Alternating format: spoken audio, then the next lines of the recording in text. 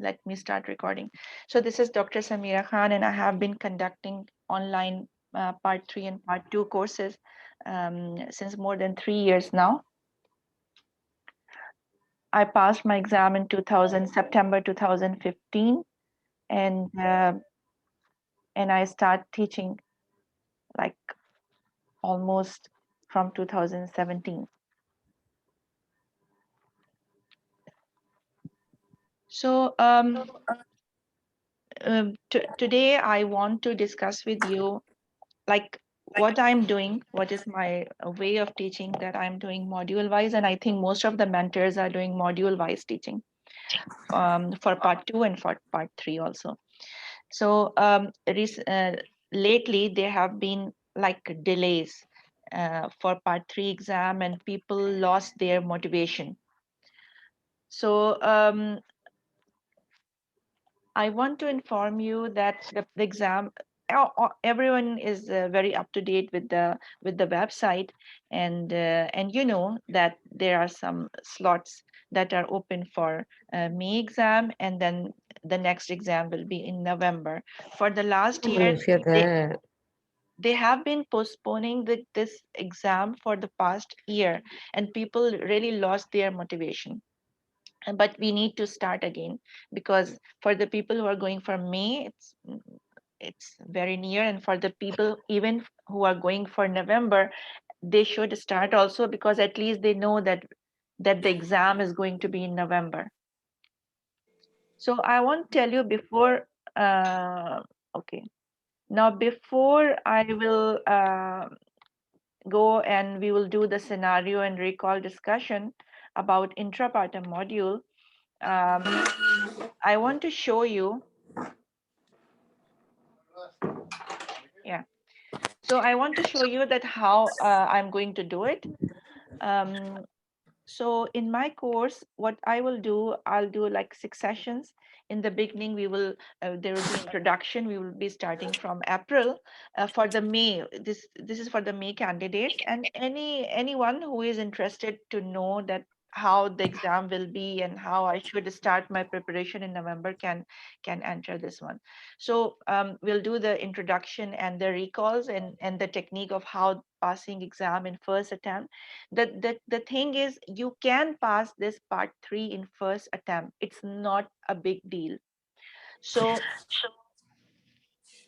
just because of lack of what you call it, lack of information, just because lack of information, you will, if you will not pass the exam because of lack of information, it's a pity. So you should have all the information that is needed. Baba, Mama, Can everyone mute their mics, please, if you don't Baba, mind? Mama, Ais kahwa. Okay, just mute your mics. Thank you very much.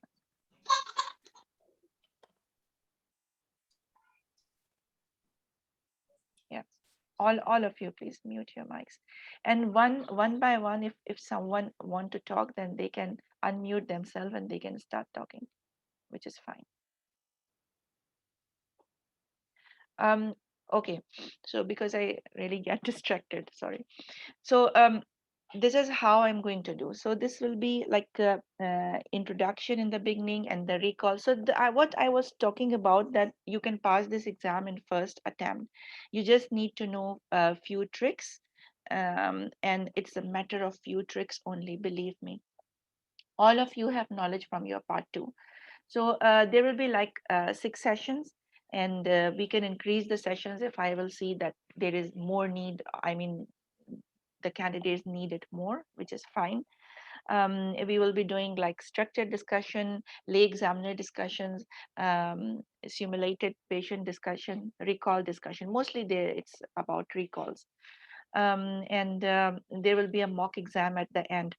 Now, I want to show you, people are, whenever you start to do a module wise preparation, you are not concentrating on what the college wants from you. So I think it's a good idea to go back and look at the syllabus, your syllabus. So you should look at your syllabus, before you start doing that module, it will be like more organized, and you will know what the college want from you in order to cover all the topics and all the area that is needed by the college. So it is written in the RCOG website what they want from you for the labor, for the management of labor, because we are concentrating on management of labor, uh, delivery, and postpartum. That's why I will show you quickly, and you can go back and read in detail later on. But I really want to show you because people are not really concentrating on it. So for part 3, what they want from you, the detailed knowledge. And what is this? Can you mute your mics, please, if you don't mind? Mute your mics, please. Yes. Okay. So for example, if you are talking about the management of labor, they want you to know the mechanism of normal labor, which will not come in the most probably in the exam, and but it might be a part of the scenario. Like they want you to know how to induce and augment labor, and it will be covered by your intrapartum guideline. And the drugs acting upon the myometrium, structure and use of partogram, also intrapartum guideline, fluid balance in labor from strategy, blood products that might be used in labor and delivery from the blood transfusion and postpartum hemorrhage guideline, and the regional anesthesia analgesia, what you will give, also part of it is covered in the guideline in the intrapartum, and some of it in the strategy also. The fetal well-being and compromise, what can happen, like cerebral palsy, it is covered by the TOG articles, and it is covered by the strategy also. And prolonged labor is covered by intrapartum guideline. I mean, you should know from where you need information, which guidelines or which TOG articles or which strategy material you are going to need in order to prepare for your module of intrapartum and postpartum. So like hemorrhage, maternal collapse, there's a guideline of maternal collapse. Emergency, like emergencies can happen, umbilical cord prolapse, you have shoulder dystocia, for example, you have guidelines about emergencies. And uterine perforation, for example, or for example amniotic fluid embolism. So sometimes there are TOG articles, sometimes there are guidelines about the information that you need. You have a guideline about preterm labor, cervical cerclage, and multiple pregnancy, how to deliver in labor. You have a guideline, nice guideline. Eclampsia, you have nice guideline. IUFD, you have guideline. Labor mechanism, spontaneous, you don't need a guideline for this. And method, induction of labor, you have a guideline. And partogram from intrapartum, nice guideline. Transfusion, blood transfusion, you have a guideline. Okay. And from a strategy also, you can have an you can, like I don't want you to, you see, it will be too much if you will be reading for your part 3, like you are reading for your part 2. So but you have to revise your guidelines and the bold parts of or the important points from the TOG article, and you might need to go back to the strategy. But yes, patient information leaflets and recovering well guidelines for it's needed, because this is, they will tell you for overseas students, they will tell you how to approach a patient, and from the patient point of view, what are the important things in her, that might be in her mind from a patient perspective. You will know from the patient information leaflets, PIL. That is there, all is there. Now there is a way of reading PILs also. I mean, you have to just the beginning part of it, how they explain like any spina bifida, for example, how they explain breach presentation, omphalocele, for example. I'm just giving you an example. So, and the percentages, these are two very important things that you need to take from this patient information leaflet. And recovering well guidelines, you need to read it. These are the post operative things that if the patient is going post hysterectomy, post laparoscopy, post vaginal hysterectomy, um, uh, so post surgeries, how the patient, how you will how you will counsel the patient. So all these things are written in the recovering well guidelines. So what I'm telling you, that the knowledge that you need for this, for your syllabus, are there in the guidelines and in the talk articles and in the strategy. For example, preterm labor, okay, multiple pregnancy, abrupt show, you have APH guideline, for example. Then during delivery, what they want from you, operate assisted vaginal delivery guideline. You have a very nice guideline, assisted vaginal delivery. And for example, female genital mutilation, you have a guideline. Now there is an article about malpresentations, like how there is a very nice article. uh, yes, it is there in the strategy, but in the sometimes I go like, if I don't find information from these three sources, I go and uh, to the current articles, to other articles, like BJOGs, I might open, or the current, the reproductive, uh, yeah. So the reproductive, what it is called, I used to call it current because this is the old name of it. So so there is a very nice article about bro, face, shoulder, all kind of lie and presentation and positions. I might post it in my group. So I really like it because they might give you a scenario in which the patient is having like bro presentation, or unstable lie, for example. And so you will not find a guideline about it, but there are articles on it. So malpositions, yeah. And then operative vaginal delivery, these all things will be covered from there. And then perineal trauma, you have a guideline for perineal trauma repair. And breech deliveries, you have guideline about breech delivery. You have guideline about preterm labor. Mm, this is most in covered actually in most of the guidelines. So where is this postpartum? Yeah, breech delivery, multiple pregnancy, shoulder dystocia, cesarean section guideline, nice guideline. Anesthesia is usually from the strategy, and patient collapse, how to resuscitate, and then we come to the postpartum thing. So in postpartum, usually it is postpartum hemorrhage, blood products from the blood transfusion, and also from the MPPH guideline, the removal of placenta, and all these things in the intrapartum guideline. Most of the things are covered by the intrapartum and postpartum hemorrhage guideline. And uh, con- okay, postpartum contraception is covered from the CEU guideline and also from the talk articles. Breast cancer, sequel of antepartum. Okay, this is postpartum. So you have a breast cancer in pregnancy, in which they talk about how to manage a patient with breast cancer, and while the patient is pregnant, and if it is discovered postpartum. I mean, all the information is there. The NVTE guidelines you have. Then newborn. Now there is no guideline about newborn, but there are dog articles, and in this strategy they talk about the resuscitation of newborn. And so newborn problems like jaundice, newborn resuscitation is in the articles. You'll find it in the articles. And so newly and strategy, articles and strategy.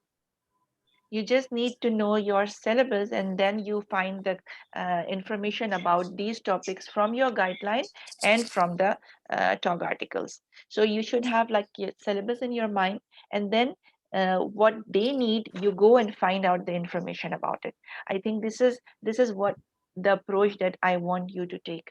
especially for the people who are going for November, because they still have time.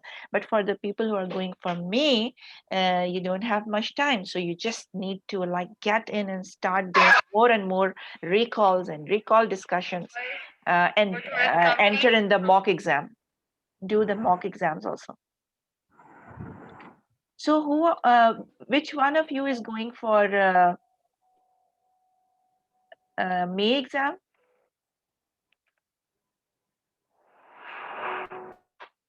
So who is going for May exam? You can unmute yourself and can talk. So, or you can write in chat also. Any one of you is going for May exam? Or all of you, because I need to know, so that if you are going for November exam, then this this all information is for you. But if you are going for May exam, then you should start doing more and more scenarios and more discussions, recall discussions, with the mentors and in free groups, in paid groups, and enter in mock exams. So there is a scenario. I have a scenario, intrapartum scenario, and next, and I want one of you to do this recall discussion with me.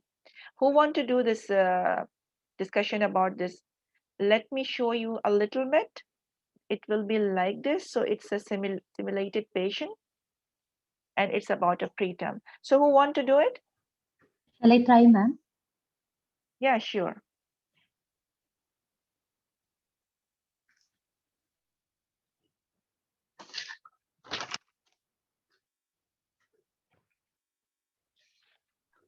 Okay. So who want to do it? Sorry, I didn't get Lata, you. Lata. Yeah. Lata. Okay, Dr. Lata, you. So it will be like, you know that you have like 2 minutes outside, but the problem is that I want, for the practice, I want you to write your bullet points in 1 minute only, because in the real scenario, you need to change your place. I hope it will not be far away, like it used to be for us. But you need to get your like confidence before you start the next station, and you need to gather yourself. So practice to do, I mean, practice to write bullet points in 1 minute only. Let me adjust your time now. And the scenario will be, you need to finish in 10 minutes. You know it, right? Yes, ma'am. Okay, let's start with 1 minute. I'm checking your time now. You can write your bullet points in 1 minute. Your 1 minute is starting now.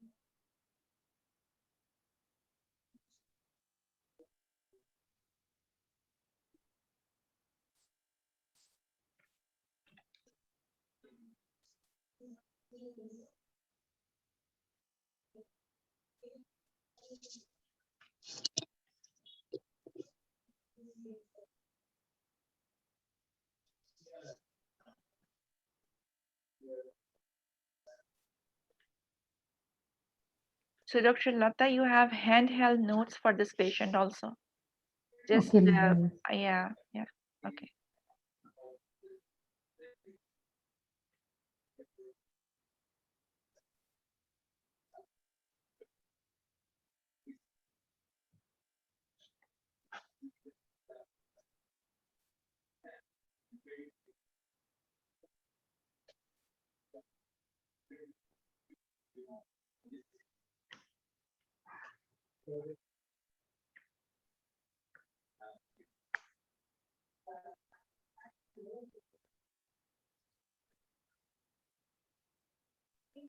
Okay, are you ready now? Just 10 seconds, ma'am. No problem at all. Okay, you still have some time.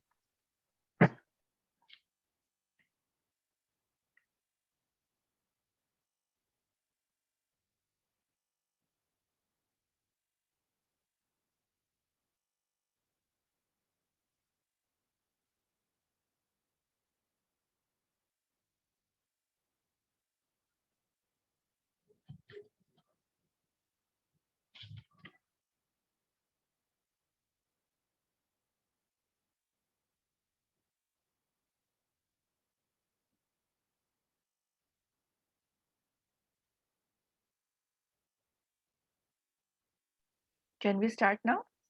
Yes, ma'am. Okay, you can come introduce yourself and I start your 10 minutes now. Hello, I'm Dr. Lata, one of the doctors on duty here today. May I confirm your name and age, please? Yeah, I am Suzanne George, doctor, and I'm 28 years old. Can I call you Suzanne? Yeah, sure. Okay, Suzanne, I understand you're here because you're 28 weeks into your pregnancy and you have tightenings in your tummy. Is that right? Yeah, since 4 hours or actually 6 hours, I start to have this pain, doctor. Okay, Suzanne, are you comfortable to talk right now, or do you want me to arrange for some pain relief so that you'll be in a comfortable position to talk? Yeah, I'm having a little bit pain. Yes, that's true. Can oh, Okay, Suzanne. Yeah. please, I'm having contraction, I think now. Can you hold on? Okay, Suzanne, take a deep breath. Oh. Take a deep breath. Yeah. Okay. Yeah. Okay, Okay. doctor. Are you okay to? It's okay. You It's can okay go. to talk. Yes, Okay. fine. Yes, please. Okay, Suzanne. So, Suzanne. Uh, so yeah. So is it okay if I ask you just a few questions and then so that I can plan the further care in a better way? Yeah, sure. Go on, doctor. Okay. Susan, can you please tell me more about the pain tightenings that you have been having? Yeah. So, doctor, I'm having like pain every 5 minutes. Before it was every 10 minutes. Now it is every 5 minutes. I think it is increasing. Okay. Okay. Take a deep breath, Susan. Yeah. Yeah. So, doctor, Okay. am I going to deliver? Will my baby be okay after delivery? I mean, I am 28 weeks only. Yes, Susan. So, Susan, I understand your concerns and your concerns are quite valid. So, according to the information what is given, we can think on those lines about delivery. But is it okay if I just ask you a few more questions and then together we'll discuss about Okay. further? Okay, doctor. Okay, Susan. So, Susan, how about the baby's movements? Yeah, it is fine. There's no problem. Okay. So any leaking at all? No, doctor, I don't have Bleeding? no bleeding, no. Okay. How about your waterworks? Um, Actually, to tell you the truth, I'm having like lately, like since 4 5 days, um, Mhm. uh, since 1 week actually, 1 week back, I started to have like pain in my lower tummy and then some burning. I mean, when I pee, I have burning sensation. So I went to my midwife and she gave me like some antibiotics. Also, I'm on antibiotics, and she told me that she sent some test also, and she said that I have infection. Oh, yeah. Is it any better now after the antibiotics? Um, yes, it is better. I just started like 3 days back. Okay. So currently you're on antibiotics and nothing else. Yeah, Is that right? yeah, Okay. nothing else. Okay, Susan. Okay, okay, Susan. And so I just please don't mind me asking these personal questions. Okay. So have you had any sexually shared infections in the past? Um, no, I don't remember. I don't think so. Okay. Any procedures on the neck of your womb as such? No, doctor, nothing. Okay, okay. And as I understand, this is your first pregnancy. Am I right, Susan? Yeah, that's true. Okay. So, Susan, I do understand that. Can you please tell me more about your medical concerns? Like what, doctor? Like I have a Uh, concern Blood that first pressure. of all Yeah. that Mhm. you want to know my health problem Yes, or yes, my Susan. health. Yes, blood pressure. Yeah, Yes, yeah, yes. I don't have any health issue actually. I'm Okay. completely fine. And while I was doing like going to my midwife, and she was Mhm. checking all the time my blood pressure and my blood test, everything, and my ultrasound, everything was fine. Okay, Susan. Okay. Mhm. Okay. And are you allergic to any medicine or anything at all? No. Okay. Um, may I know your height to weight ratio? Yeah, I it is 25. Okay. So, any personal or family history of clots in the legs or lungs? No. Okay. And how about the support at home? Yeah, my husband is very supportive. Okay. Have you been low down, depressed, anything in the past few weeks in terms of your mood? No, no, doctor. Okay. Okay. Thanks for sharing all that information, Susan. Is there anything you would like me to know? Um, no, doctor. I'm a little bit concerned about my babies. Yeah, Susan, I'll come to it right away, Susan. So, as per the examination, Susan, as I understand that the neck of your womb has opened up, Yeah. and yeah, you have started going into delivering the baby, Oh, Susan. oh my God. So, Yeah. is my baby is going to be fine? I mean, after delivery, what will happen? Yeah.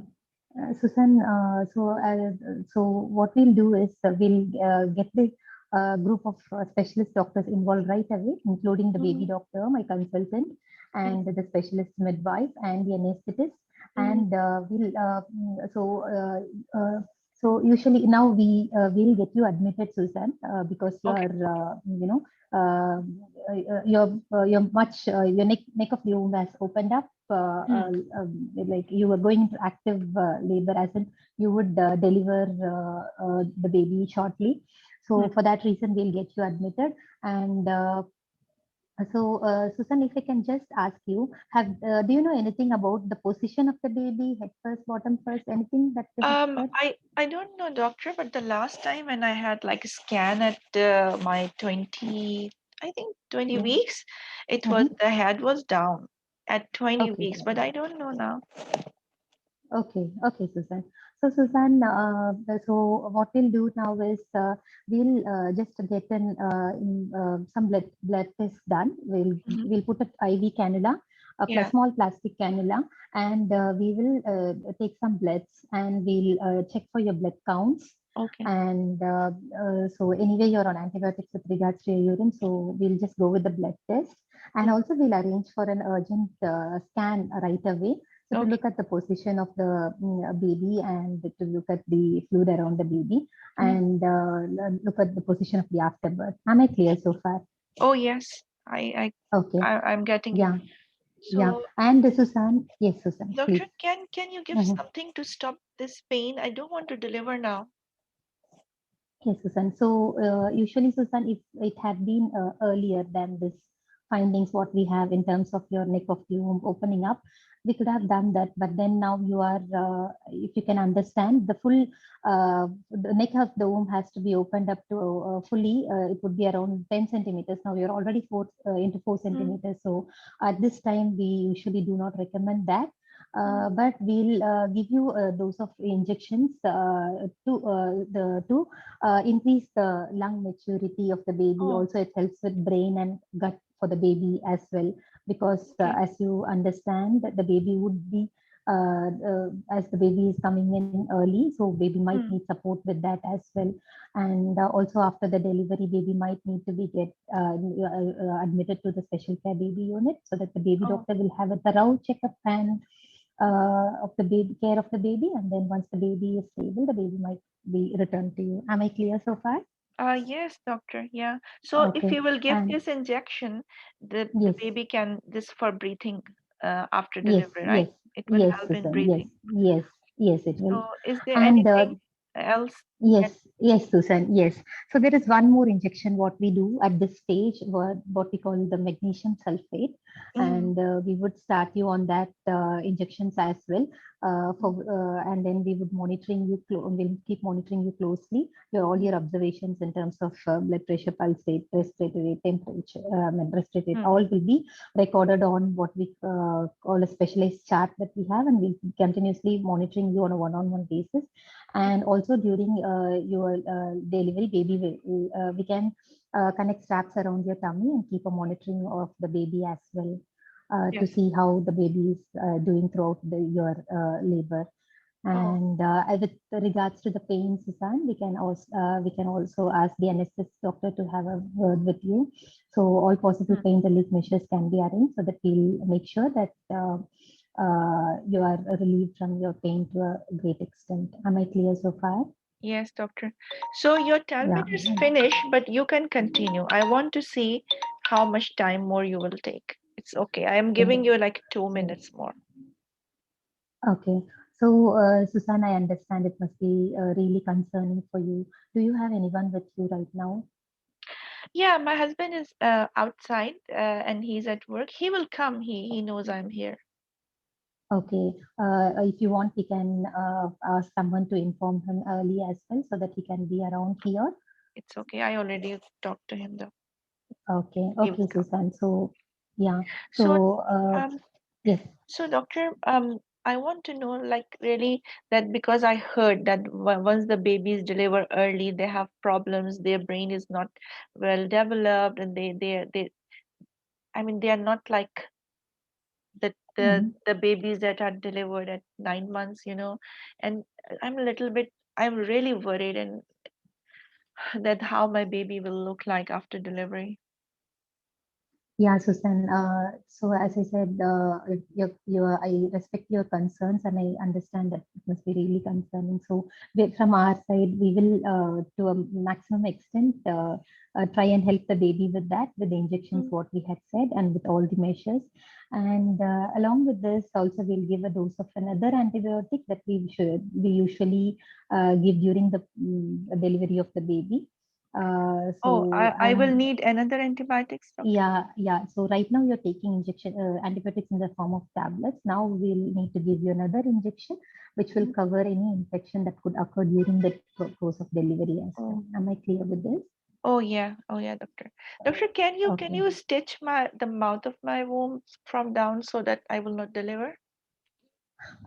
Again, Susan, your concerns are really understand your thought, like you're worried and anxious, but this is not the time when we actually advise it, Susan, because you're already progressed much into your Mm. labor. So I'm sorry, it will not help us to help us at this point of time. Oh, that is fine. Uh, okay, thank you, doctor. Mm. Thank you so much. Anything at the end you want to tell me? Uh, so meanwhile, while you're waiting for the husband, we'll come and ask them. We'll give you some information leaflet which you can go. I know you are in pain and you can't focus on that, but still you can go through that. And the midwife will come and take the blood samples what we had discussed. Okay, thank you very much. That's great. Thank you so much. But you know why you took long time? Yeah, ma'am. Bye. You took like 6 minutes because I'm checking your time. You took 6 minutes introduction and history, which was not needed in this station. I mean, long history was not needed. So I want to ask you, first of all, um, what were the bullet points that you wrote? Actually, you covered everything. You covered each and everything. Um, you know what you covered? You covered steroid, you covered magnesium sulfate, you covered GBS antibiotic prophylaxis, monitoring of the baby, counseling and involving multidisciplinary team, and actually most probably baby will be admitted to NICU, and Also, you covered the ultrasound to know the presenting part, or the bedside scan or the ultrasound scan to confirm the presenting part, because it depends if the baby is breech or if the baby is cephalic. Of course, your mode of action will depend on it. So you covered and you answered her concerns also. But what about the bullet points? And there is one more thing. What do you think about the tocolytics? Tocolytics, there are only two indications, right, ma'am? One is for the action of the steroid, and another one if we transfer her to another unit. But at this point, it's not safe to transfer her, and the tocolytic is not. If it is 4 centimeter, then we usually, even if she had been on tocolytic, we stop it at this point, right, ma'am? Is it written in the preterm NICE guideline? No, I'm just asking, just confirming. So I don't think this particular point is written there, ma'am. I think like once if she is in, I'm not but as you but said, as far as there's only two indication to give tocolytics, right? One yeah, indication is to cover the steroids, to the duration of the steroids, and the other indication is to transfer. And we are giving it to the patient who are in preterm labor. But it is not written there that you should give it to the threatened preterm labor and not to give it to the established preterm labor. If it is written in the guideline, I will accept it, no problem. so I don't think this particular line is there in the guideline, ma'am. So Yeah. I'm all, it's not there in the guideline, I think. But I thought like anyway she okay, ma'am. Maybe There is one more thing. Sometimes the patient really are contracting, and after some time they will stop contracting also for some time. And I think for the action of steroids, tocolytics can be given. I don't think there is any harm, and it is not written in the guideline also that the patient is 4 centimeter or more than the tocolytic should not be given. It's not written like that. No. So why not? okay. Mm, Okay, so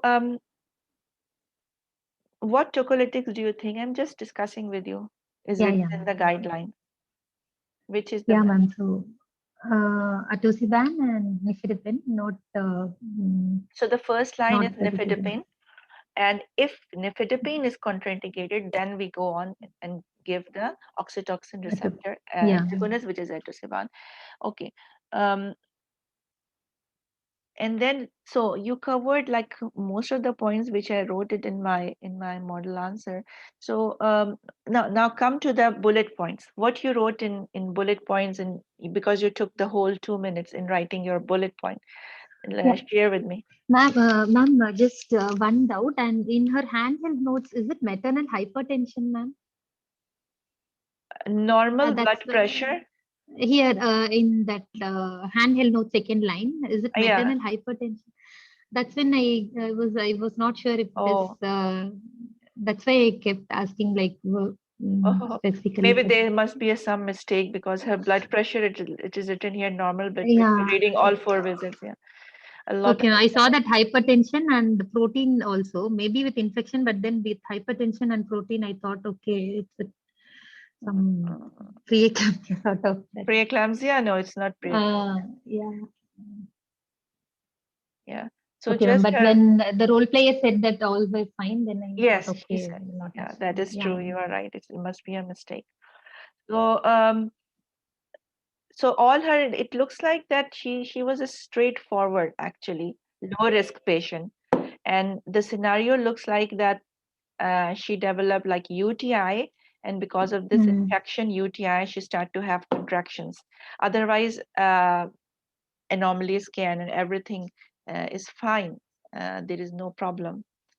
And placenta is fine, anomaly scan is fine, her screening blood tests were okay, and there were no concerns. So it was a straightforward low risk primary gravida. So this is what had happened. So what you wrote in your in your bullet points? Yeah. So, ma'am, I wrote who and where I am and what is her gestational age. Hmm. And then I have written here this special care baby unit, but then I scored it out because anyway she has to be admitted. There is no point like only if the bed is available will admit her. Then so I scored it out later, So and the then things, so Lata, the things which are written already yeah, ma'am. in the question, you don't need Hmm. to ask her again. Just you need to confirm her. And of Hmm. course, her name is never been written, so you need to ask her name and her age and gestational age. You can confirm it, double check it. Otherwise, all the information is written over here. The things which are written, it will be like some waste of time if you will Hmm. again ask about the anomaly scan, if you will ask about the blood test, because it is all written over here. And so what do you think, what is the important targeted history that you should have taken in this patient? Uh, so, um, so, ma'am, about her current complaint Current, and yeah. associated complaint, Yes. So and you ask her about current pain, about yeah, ma'am. leaking, bleeding, and the pattern of contractions and pain. And you covered all her, like what you said, the current problem. And then you ask her about infection. She said like a week ago, she told you the story that a week ago and she's now on antibiotics. So you covered her current situation well, Yeah, ma'am. which is fine. And Uh, then next, uh, mm, yeah. Here, ma'am, I think unnecessarily I asked about STA at this point of time. I could yeah, have, I yeah, think, saved time no there. need. Yeah, Yeah, to even yeah, ma'am. it is written in her handheld notes, her personal history and family history is written, and if there is Okay. anything of concern, it will be Mm, written here. They will show mm, you over here. So it means that it is pretty straightforward. No need to ask mm, her again about her even her medical problem at this point while the patient is contracting and in labor, mm, and surgical history, sexual history, STI, contraception, pap smears, and if her husband is supportive or not. She doesn't care if her husband is supportive or not. She is in yeah, ma'am. pain. Yeah, ma'am. Yes, Give me yes, ma'am. Yeah. give me painkiller. This is what she's thinking right now only, and Mm, she's concerned if she's going to deliver or not. She's just concerned about her baby. So this is, I mean, this is not the right time to ask about the family mm, history, about her social history. Allergies, yes, it because it's a safety point, because you are going mm. to give her antibiotics for GBS prophylaxis, right? So you Yes, need to ma'am. ask about the allergy. If you will not ask, it's a negative point. So you ask about allergy, which is fine. There are some safety points that you need to ask. You talk Mm, about mm, multidisciplinary team care. Yes, if you will not tell her, then it's a negative point for you. If you will not tell her about all the corticosteroid and magnesium sulfate, and then it will consider as a negative point, or antibiotics, because this is I mean very important for her.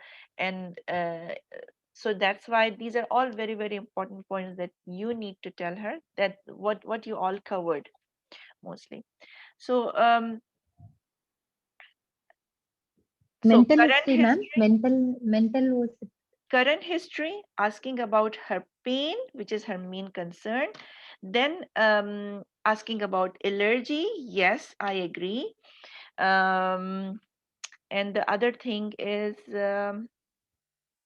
you can ask about her, because you said that who is with you.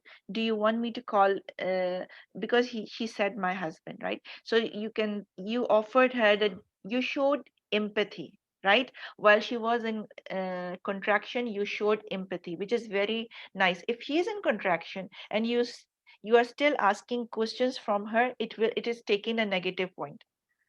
But you waited for her few seconds is not going to make a big difference. It's not I mean, it's not that you it is a matter of few seconds only. Patients, the simulated patient will never keep you contracting and waiting for like more than 1 minute for sure, or even 1 minute. It's a matter of few seconds, and she will say, yes, I'm okay now, you can go on. So just offer her like painkiller during this time, and you said take deep breath. You know, do you remember you said breathe, Yes, ma'am. take deep breath? So if you will not say these things, so you showed empathy. It's a positive point. It's a and these things not only gain points, but it's a good impression in front of examiner, right? So you ask, so the critical thing, you ask about the pain, you ask about the allergy, you offer her, you showed empathy, you offer her pain medication, and you offer her that you will call her husband. These are all signs that you are showing empathy to the patient.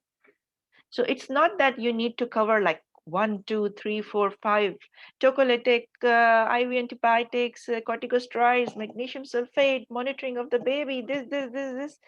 No, no. She's a real you consider her as a real patient, and they want to know what you will do in real life, how you will deal with this patient. They are also judging how you will deal with this patient, not only that how you will like talk to her, but how you will deal to her. You dealt with her sympathy, empathy. You showed her empathy. This is important. Then so all other things in the history are a little bit not relevant, and you could have saved like at least 1 minute, 1 to 2 minutes, I must say. Mm. 2 minutes even. Yeah, you could have Yeah, saved ma'am. like 2 minutes.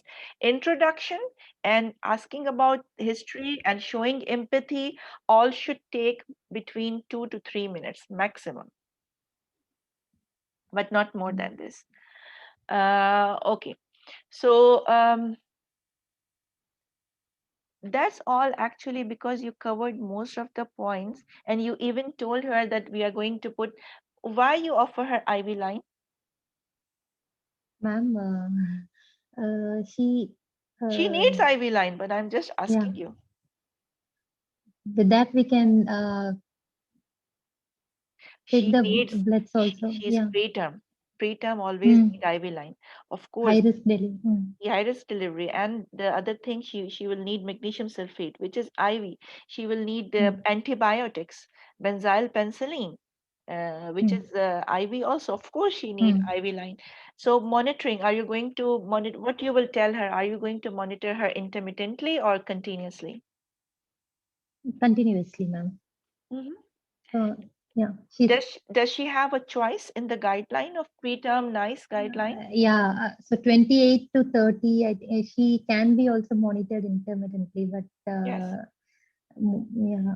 So you need to offer her both intermittent Mm. and continuous, and you have to tell her that the continuous monitoring is it's both are equally safe and effective, Mm. and it's up to you. You can choose, but in continuous you will be held, I mean, with the machine, and you will be monitored continuously. But in intermittent, we can like come and check you every 15 minutes for 1 minute. I think this is like this, every 15 minutes for 1 minute, and then there is no difference between in the outcome between these two. So you can explain it in lay language. So there's one more thing, that it is good that you explain in lay language, and which is you did not use any medical jargons, which is good also.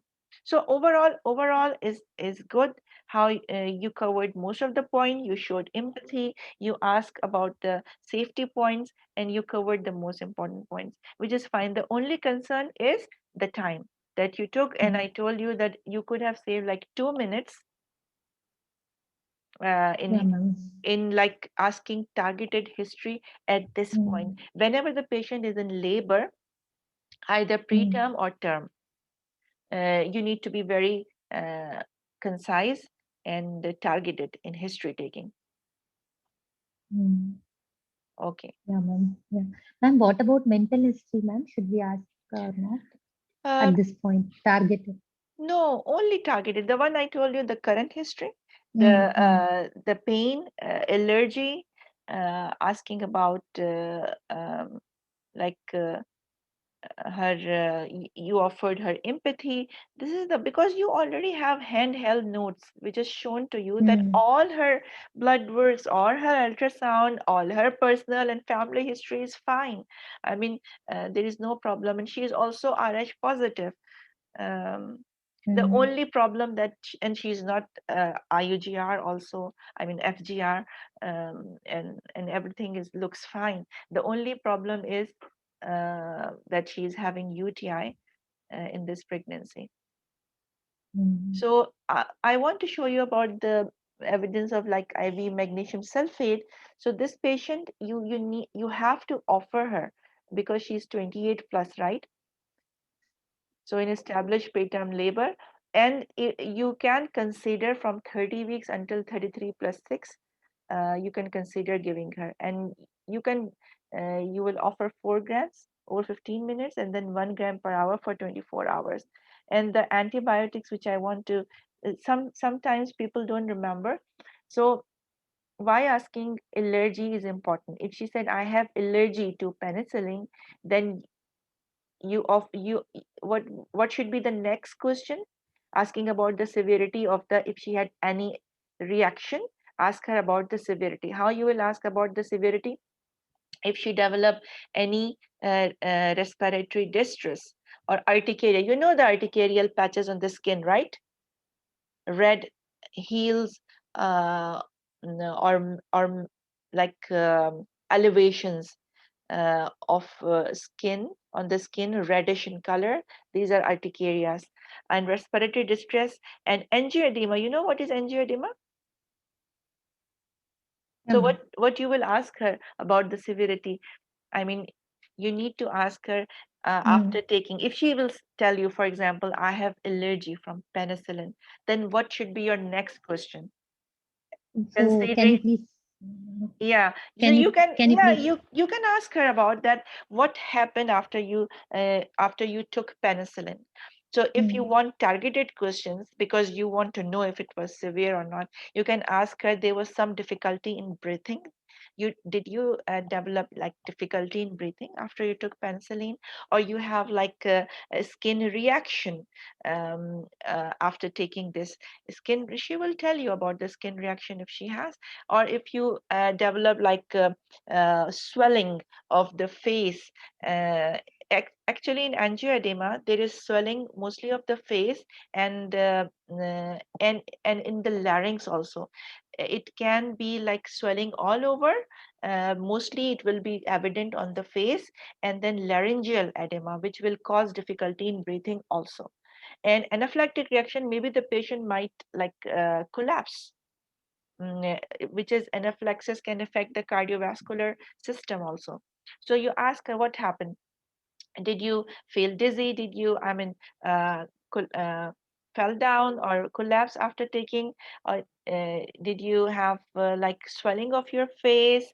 Did you have difficulty in breathing after taking this one? Did you have a skin reaction? So if she will tell you that she has allergy from penicillin, you have to make sure that this was not a severe allergy. And if it was not a severe allergy, then you can offer her cephalosporin. You should remember the dose. Now, if it is a structured discussion, then you need to know the dose of all emergency medication, the dose and the frequency. So you should know that benzyl penicillin is 3 grams uh, Q4 hourly, and the next dose is 1.5 grams, right? And you should know that the cefirexime, if you are offering her, it will be 1.5 grams loading dose, then it should be followed by 750 milligram every 8 hours. And if she is severely allergic, then you should offer her IV vancomycin, which is 1 gram every 12 hours. I mean, you should remember the dose of these emergency medications. So if it is a structured discussion, because this came in previously as a simulated patient, but it might come as a structured discussion. The examiner is like asking you that how you will counsel the patient. um, do you know if it comes in the structured discussion, how and if the examiner asks you the same case scenario, and the examiner is sitting in front of you and he is asking you how you will counsel the patient, so what you will tell him, because he's a medical person, right? and he is asking you how you will counsel the patient. So what language will you use? Can you tell me? Which one, ma'am? The management? Yeah, the management, like what you will do now. Yeah. I'll tell him that this is idiopathic preterm labor, Yeah. and she has to be admitted, and the Yes. multidisciplinary team has to be involved, involving Yes. the consultant, the neonatologist, the Mm. anesthetist, and the midwife. Mm. And then she'll be investigations have to be done in terms of full Mm. blood count and an urgent ultrasound to look for the position of the baby and the placenta Yes. and the liquor. And then we'll start with the management. We'll start with steroids to enhance the baby's lung maturity, Mm. and then we'll offer her magnesium sulfate, Yeah. and we'll tell him the dose also, like 4 gram IV, then followed by 1 gram IV every hourly till the Mhm. delivery or 24 hours, whichever is earlier. Yes, And exactly. This is how you will and explain to the examiner, because you cannot, some people are doing mistake in it, which you are not doing it. I am happy. This is what I wanted to know, that if you are doing this mistake or not. So what they are doing, once they start telling about the patient, they start talking in lay language. But I want to tell you that this is an examiner, he's a medical person. He understands you very well, right? So it is different.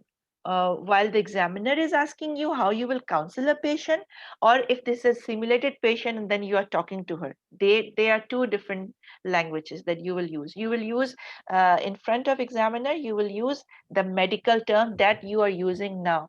You can tell him that I am going to offer this patient magnesium sulfate, and I will explain to her that we are going to use some IV medications, which is first is this magnesium sulfate, and always justify. Whenever you tell the patient and whenever you are telling the examiner, you need to justify. I will give magnesium sulfate. Why? Why you will give magnesium sulfate? for cerebral palsy, for Yeah, for prevention of neuroprotection, for cerebral palsy. Yeah. neuroprotection and to prevent from cerebral palsy. So you always need to explain. You can tell the patient for the neuroprotection, or to protect the brain of your baby after delivery, because its brain is a little bit not mature, and it will help the brain to be mature, so that all the functions of the brain will be better after delivery. So if the patient asks you in the same case scenario, that if I'm going to deliver preterm, even after you give all these medications, is it 100% guarantee that my baby will be completely fine mentally and physically? Then what you will answer her? Unfortunately, Susan, we can't be 100% sure about this. We'll do all possible measures so that to keep you and the baby safe. And even after delivery, the baby will be closely followed up by the baby doctors. And all measures will be taken to keep the baby safe. Yeah, good. So, If she will yeah. ask, Dr. White, what can happen to my baby after delivery if I deliver at this gestational age? So the baby might need to be cared for in the special care baby unit, Hmm? the baby doctors will examine the baby completely, and the baby might need some support with breathing. Okay. Uh, and yeah, usually, and the baby might also need some injections in the form of antibiotics. Hmm. And um, once the baby is ready to feed, Yeah. you will be allowed to breastfeed the Yeah. baby. Yeah, it Either is you will be very called. important that you counsel her about breastfeeding, because she's going to deliver a preterm baby. Then what she will do with her breast milk? if the baby is stable, what they're doing, that they ask the patient to express, so that because she will have no milk later on, she will not express. You can say that depending upon the situation of the baby, you might be asked to express the milk, and if it is possible, because at this gestational age, usually they are putting the baby on the fluids, and oral feeds they will only resume once they can, I mean once the baby is stable. So but she need to express the milk, so that it will not stop with the help of the breast pump maybe. And what else? Yeah, maybe this is the. And if she will ask you about more in detail, what you will tell her? I mean, if she is asking what can happen if the baby can, I mean, what will be the IQ of the baby, if the baby can walk, if the baby can see well, hear well, and can walk well, for example, all the things that can happen at this gestational age. um, you know that in if with preterm deliveries, and if the baby develops cerebral palsy, might not be able to walk, baby might not be able to walk, might not be able to hear or see, or might be having like a low IQ. So how you will answer this question? So I'll say I can understand your concerns as a mother. So we'll also put you in touch, and with the baby doctor will also come and Yes, talk to you regarding. because you don't know these things in Mm. detail and the percentage wise how a neonatologist can explain to her, then you can offer her the multidisciplinary care approach. So this is how you can like I mean satisfy her also. Otherwise she will keep on might be asking keep on asking you the same questions. So you can, yes, this is a good thing, that of course you have some idea what that what can happen at after delivery with the baby, but of course because you are not the expert in it, that you are going to call the neonatologist to talk with her, which is the good answer. Yeah, that's great. Thank you very much.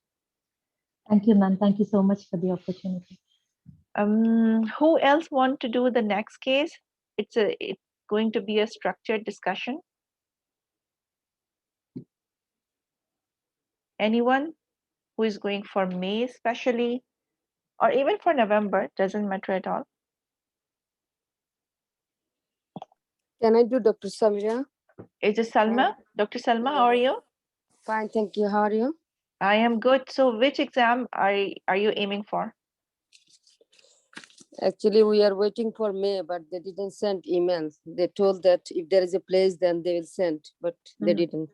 Yeah. Yeah. So if you are thinking of even going for the May exam, then No, no. Now already they didn't send, so that means hopefully means, maybe November. oh, okay, okay. Mhm. Let us do this one. Even for November, I mean, you need to practice even Yeah. more and more. At least you have a date. Before there was no date at all for the last 1 year. Yeah. Okay, you have like 1 minute. I'm starting now to make your bullet points.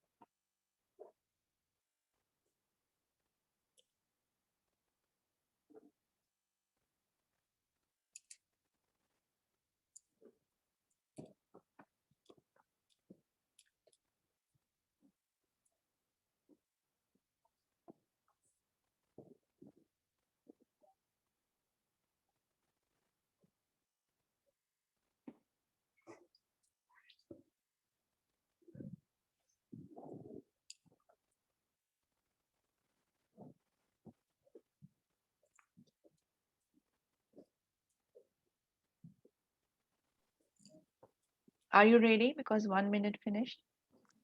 or Yeah. you want one more time? It's okay. Yeah, it's okay. Yeah. Okay, so let me start your 10 minutes now. You can enter and introduce yourself. Hello, I'm Dr. Salma, one of the candidate today. I'm ready to answer your question. Yeah, good. So, Dr. Salma, you read the scenario, right? And I Yes. just want to know that this patient, what should be her pre-op and intra-op and post-op management? Mhm. First of all, preoperatively, Hmm. I'll introduce myself and I'll check patient identity. Mm-hmm. And then I'll ask her that why she's here. She knows about the that for elective cesarean section for the placenta previa. I'll make sure. Mm-hmm. And then I'll ask her present history. Is there anything changed from her last visit? Mm-hmm. And I'll review her file also to Mhm. see there is any comorbidities and her any other surgical history, any risk factor. Mm-hmm. And then I'll ask her about the allergy, Mm-hmm. and she has any that means any alternative uh, like she change her mood or any concern that so I'll assure about that. And then as she has Jehovah Witness, so Mm-hmm. she has explained about the selfie that Mm-hmm. and she has any objection for the blood products or not, Yeah. and intervention radiology also. So Mm. everything she has mentioned, she has given the patient information leaflet beforehand. Yes. Okay, so after taking history, then I'll check her that her vital sign, everything is fine or not, and I'll ask her about the fetal movement also, it is good or Mm. not, Mm-hmm. and any bleeding now it's written asymptomatic, but I'll confirm about her Yeah. history. Okay. And then after that I'll ask her that she's that means she's nothing nearby mouth or not, and then I'll check her that she's like physically she is healthy, that no dehydration or nothing, she need any fluid or anything, and especially I'll check her hemoglobin level Mhm. in her file. Mm. Okay, and cross matching everything is done or not, Mhm. that coagulation profile, Mhm. and her scan repeat also, it's written it is measured. Okay, uh, but even though I'll check her file Yes. that to be confirmed. Then if her everything is fine, then I'll explain to her that with this consent form that she about the risks and benefit complication. She educate I'll educated her, and I'll explain her properly. Then if she's agree everything, then I'll take her sign and I'll sign also. Mhm.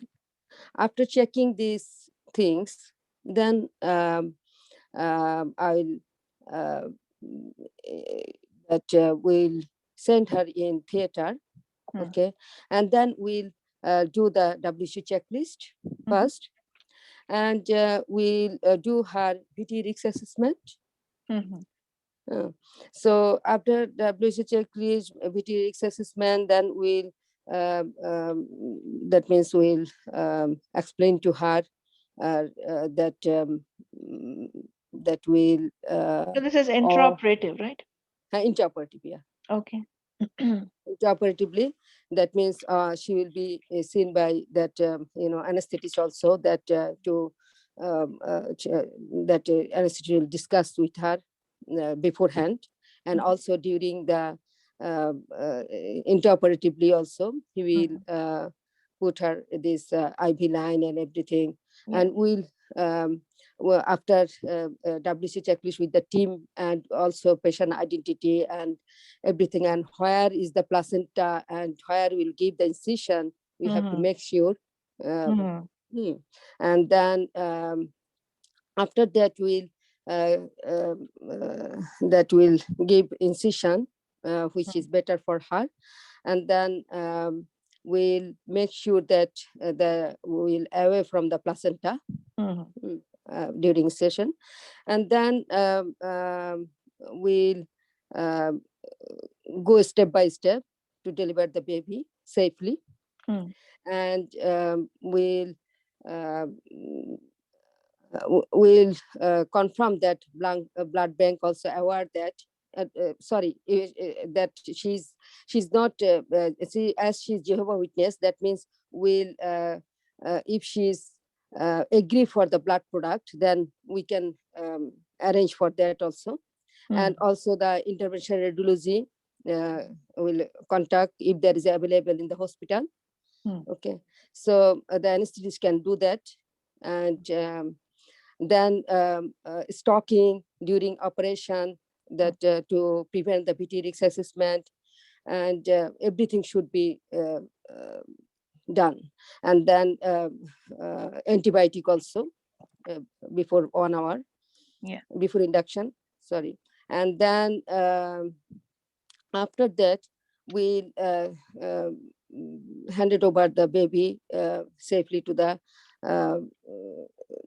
neonatologist. And beforehand, you have to make sure that neonatologist is present. And then we'll take the cord blood also. Then safely we'll deliver the placenta, and we'll make sure there is any placenta accreta or not. Okay, and then if there is a severe bleeding or anything, then we'll immediately or morbidly adherent placenta, so we'll if we'll not control the bleeding, we'll may need to do the hysterectomy also. Okay, but it is large source. Okay, but before that, we'll try with the blood products and cell surveillance, and also the intervention radiology if it is available. So if the patient I mean, after delivery of the baby and the placenta is there and she's not bleeding, so what are your options? And if she's bleeding, then what you will do? Yeah, if not bleeding, then we'll do as usual. That means we'll remove the placenta, we'll maintain the hemostasis, and then we'll close after hemostasis maintained, then we'll close the abdomen as usual. But if there is severe bleeding, that means we'll try first with the, which and I told that we'll manage by blood products, and if patient agree, and then we'll try with the cell surveillance. Then if there is available, then intervention radiology. Otherwise, last resource will be to remove the uterus if you cannot control. That is hysterectomy. Yes. So your last resort is hysterectomy, as you are saying. Yeah, if it is severe bleeding that I cannot control. That you cannot control by pharmacological methods and the surgical method. So is there an option of leaving the placenta in situ? It is for accreta. Yeah, if it is accreta, if cannot remove, we cannot remove the placenta, morbidly adherent. At the time, we leave the placenta in situ, and then we'll close. Okay, so post-operatively? Yeah, post-operatively, first of all, we'll document properly that what happens and how we'll stitch it, everything. We have to write it down. We'll write the proper painkiller and then antibiotic, and also the after BT risk assessment, we'll write it down the low molecular weight heparin. We'll debrief the patient after that. Okay, and we'll write the monitor closely also if patient is stable. Okay, and also we'll see that urine is okay or not. Okay, and then we'll send after that WC checklist sign out. Sign out, we'll send the patient in postoperative care, and if patient is stable, then in comfortable position, we'll debrief the patient and her relatives also. Then if patient is stable, then we can send her in a normal ward. Otherwise, if Anime comes asleep. Okay, critical, then we'll send her to the high dependency unit. Later, I will get you here. You want to sleep with mommy? Okay. Okay. Continue, Salma. Sorry. If critically ill, then I may send her in high dependency unit for close monitoring. Then after that, it depends on the patient condition. Yeah. Then we'll tell her that there is a, the next pregnancy also there could be possibility of the need cesarean section, and also there could be possibility of placenta accreta during delivery. There is a more risk. So everything we have to explain to the patient. We'll give her follow-up appointment. We'll write it down to her GP and midwife. So and we'll tell her the red flag sign that after going home, if there is any bleeding, chest pain, or any difficulty of breathing, so we'll give her contact details to contact with us. Yeah, that is great. Thank you. Okay, thank you very much. Your time finish also. So yeah, okay, congratulations. You managed to finish on time, and Thank you. you covered almost all of the points, most of the points, except one important thing, that she's RH negative. Yes. Yeah. So how you will, what you will say? Now I'm Yeah. telling Yeah. you. Yeah, RH negative, so we'll check the baby blood group. So if baby is RH positive, then we'll give NTD. Yeah, that is true. So if he will I ask overlooked. how much NTD you will give, if this is the next question, then what you will say? Yeah, I'll give that NTD that 250 milligram. Is it 250 or 500? Sorry, 250 preterm. It is 500. Yeah, Yes. 500.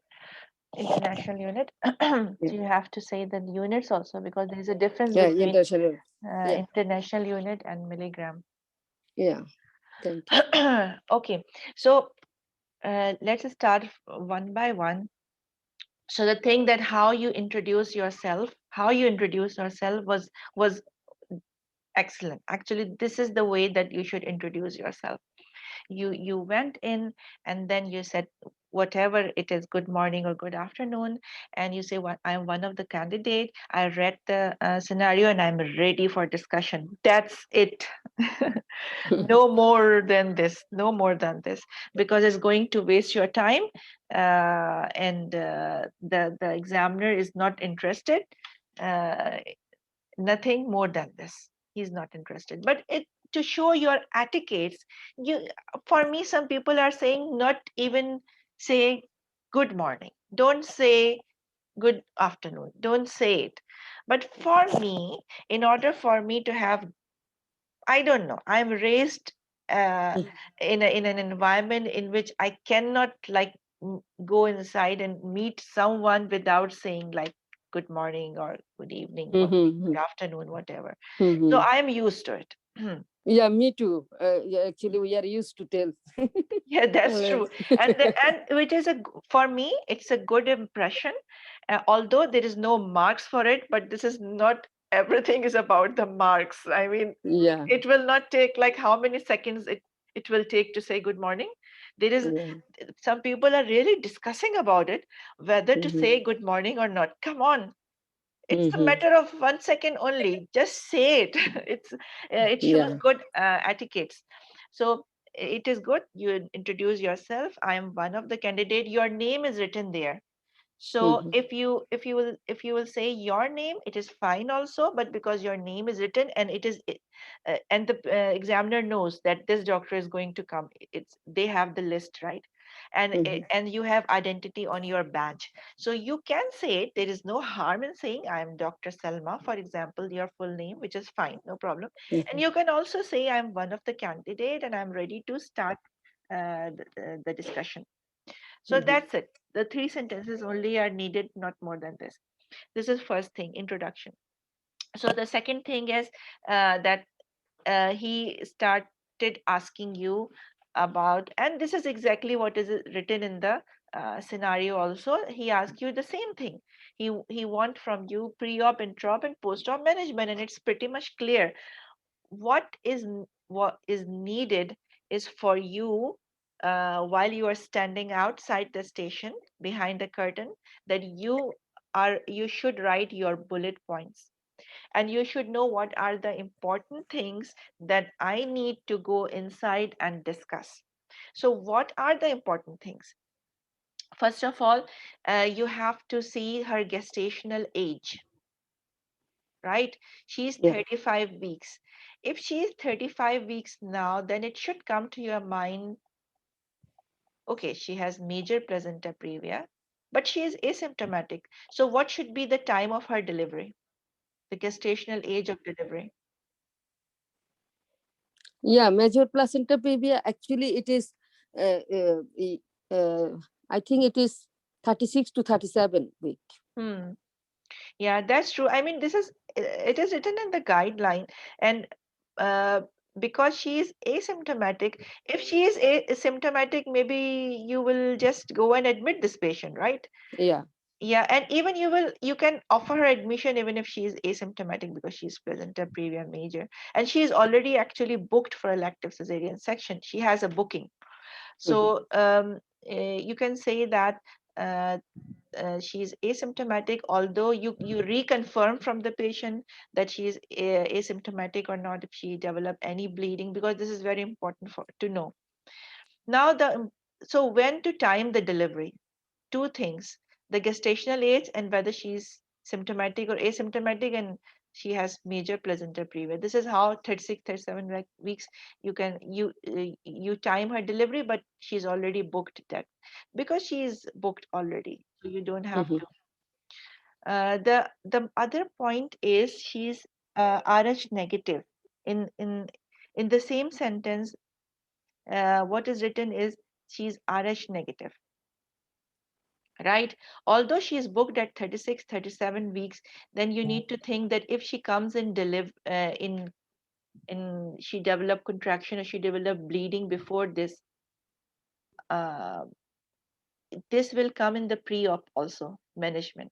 In the pre-op management, this should be in your mind also. You should tell the patient, if you are admitting her, this is you will observe this bleeding and pain, no problem. The second thing is she is Jehovah's Witness. So what should come to your mind? That you should, I mean, discuss with her Yeah, that the consent advance issue. directive, Cell for salivate. advance directive. Yeah, the consent issue.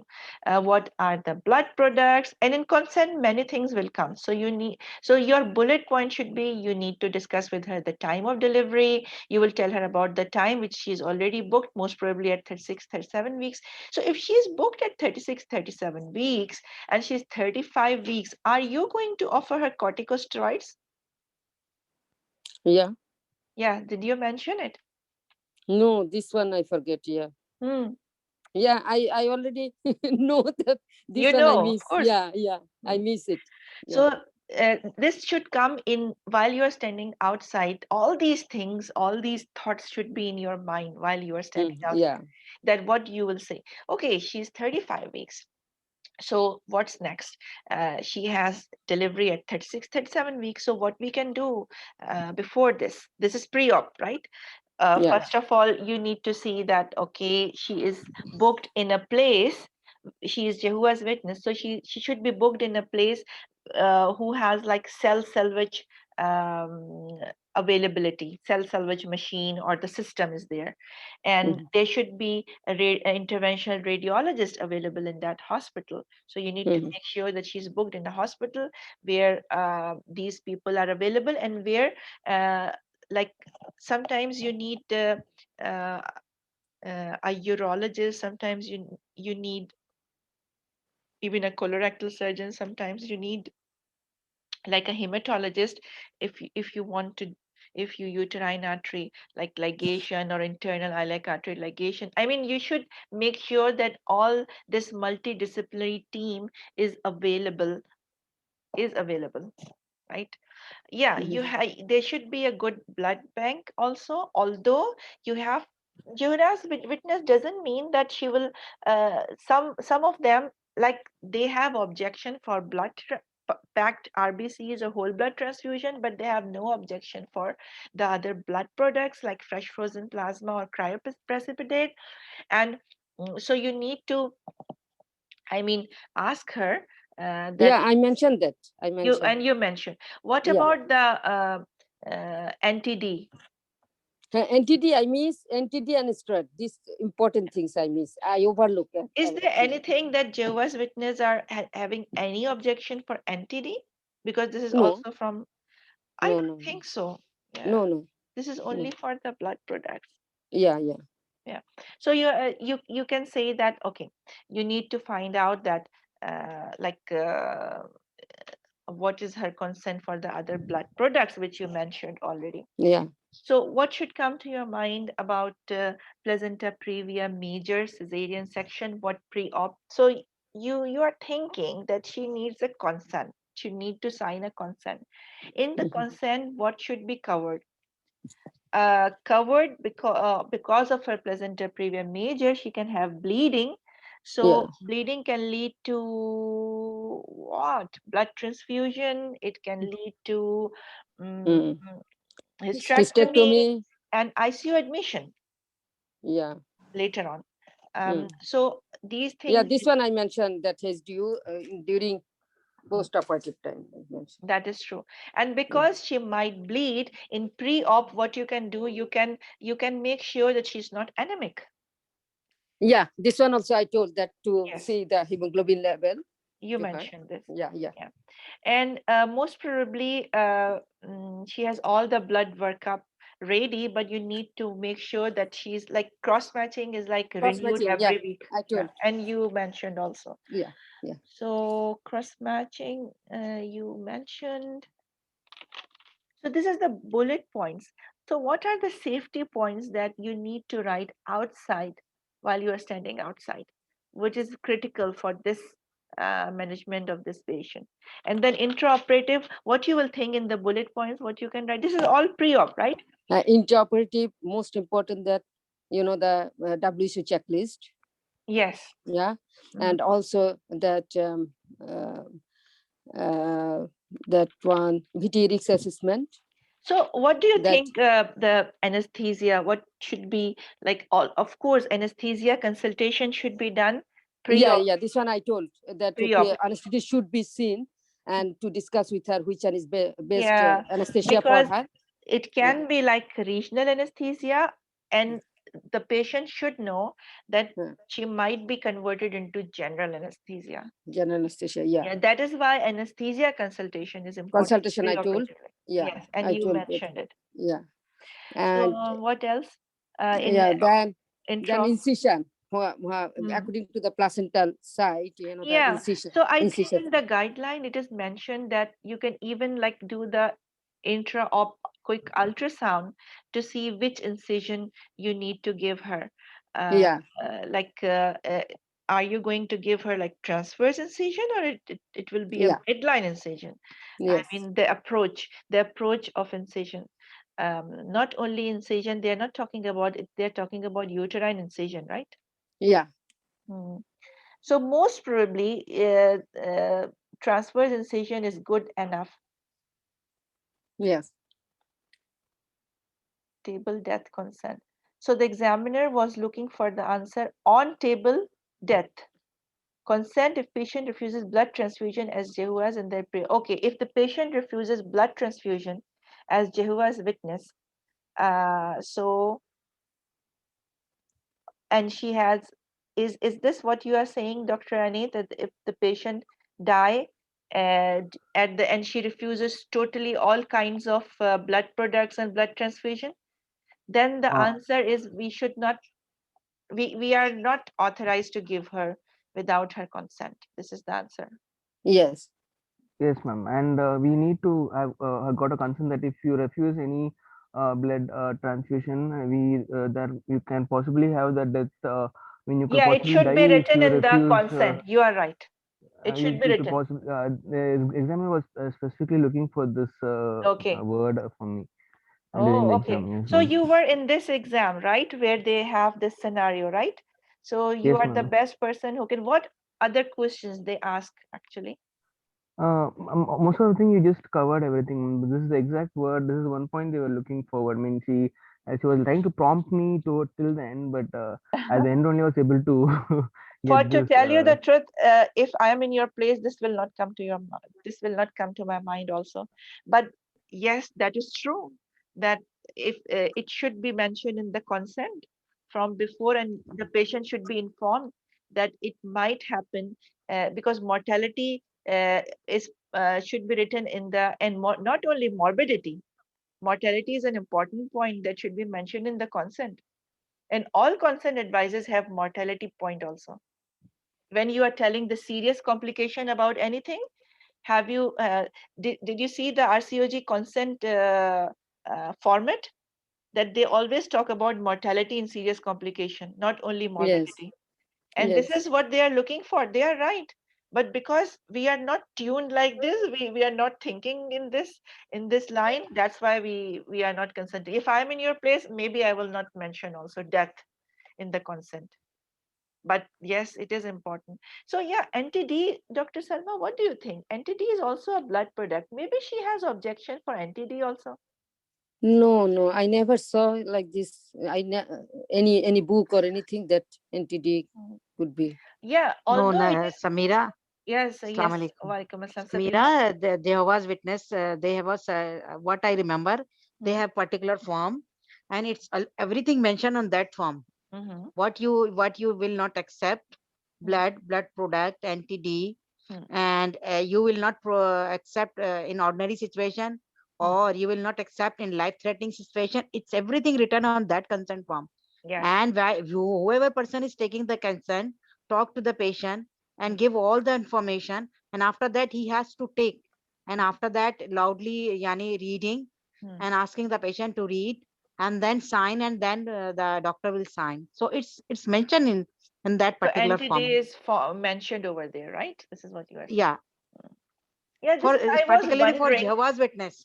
Yeah, yeah, of course. We are talking about Jehovah's Witness. Actually, why I'm thinking, because, and why I said also, because NTD is a blood product, although it is not mentioned in the guideline that for Jehovah's Witness, the NTD is should be asked if they want or not. It's not written like this, but it is like logically a blood product. And as you said, mentioned, Sabiha, that it is written in the consent for the Jehovah's Witness also. So I think it is important to ask the patient, and it's important to mention, so that for the examiner to know that you know that it's a blood product and it needs to be asked. So it is part of the consent. Yes, that is true. So, and it should be asked in the pre-op. We were just thinking, what are the things that needs to be asked in the pre-op?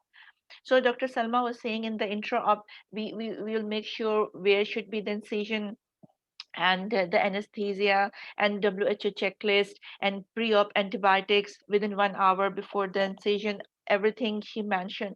Then she talked about the incision. Now once you deliver the baby, you have to make sure everything is ready, the pediatrician is there, and Yeah, yeah, everyone I is now. mentioned. Yes, and everyone is called before delivery because she might start bleeding after Mhm. that, and everyone is ready. So, and it should be a consultant. You should mention, it's a safety point that you should mention that a consultant should be doing cesarean for this patient. Or he can supervise also. He is there. Yeah. He is readily available. So, and then after delivery of the baby, you mentioned about the placenta. Now, either the placenta will come easily, or it might happen that it's Accreta. accreta is there, and then this is a different line which includes a lot of things, because you are not suspecting accreta, and it happens. Here it is not mentioned that the accreta is suspected. Mhm. But did you mention it, Dr. Anit, about the possibility of morbidly adherent placenta is there, even if it is not diagnosed from before?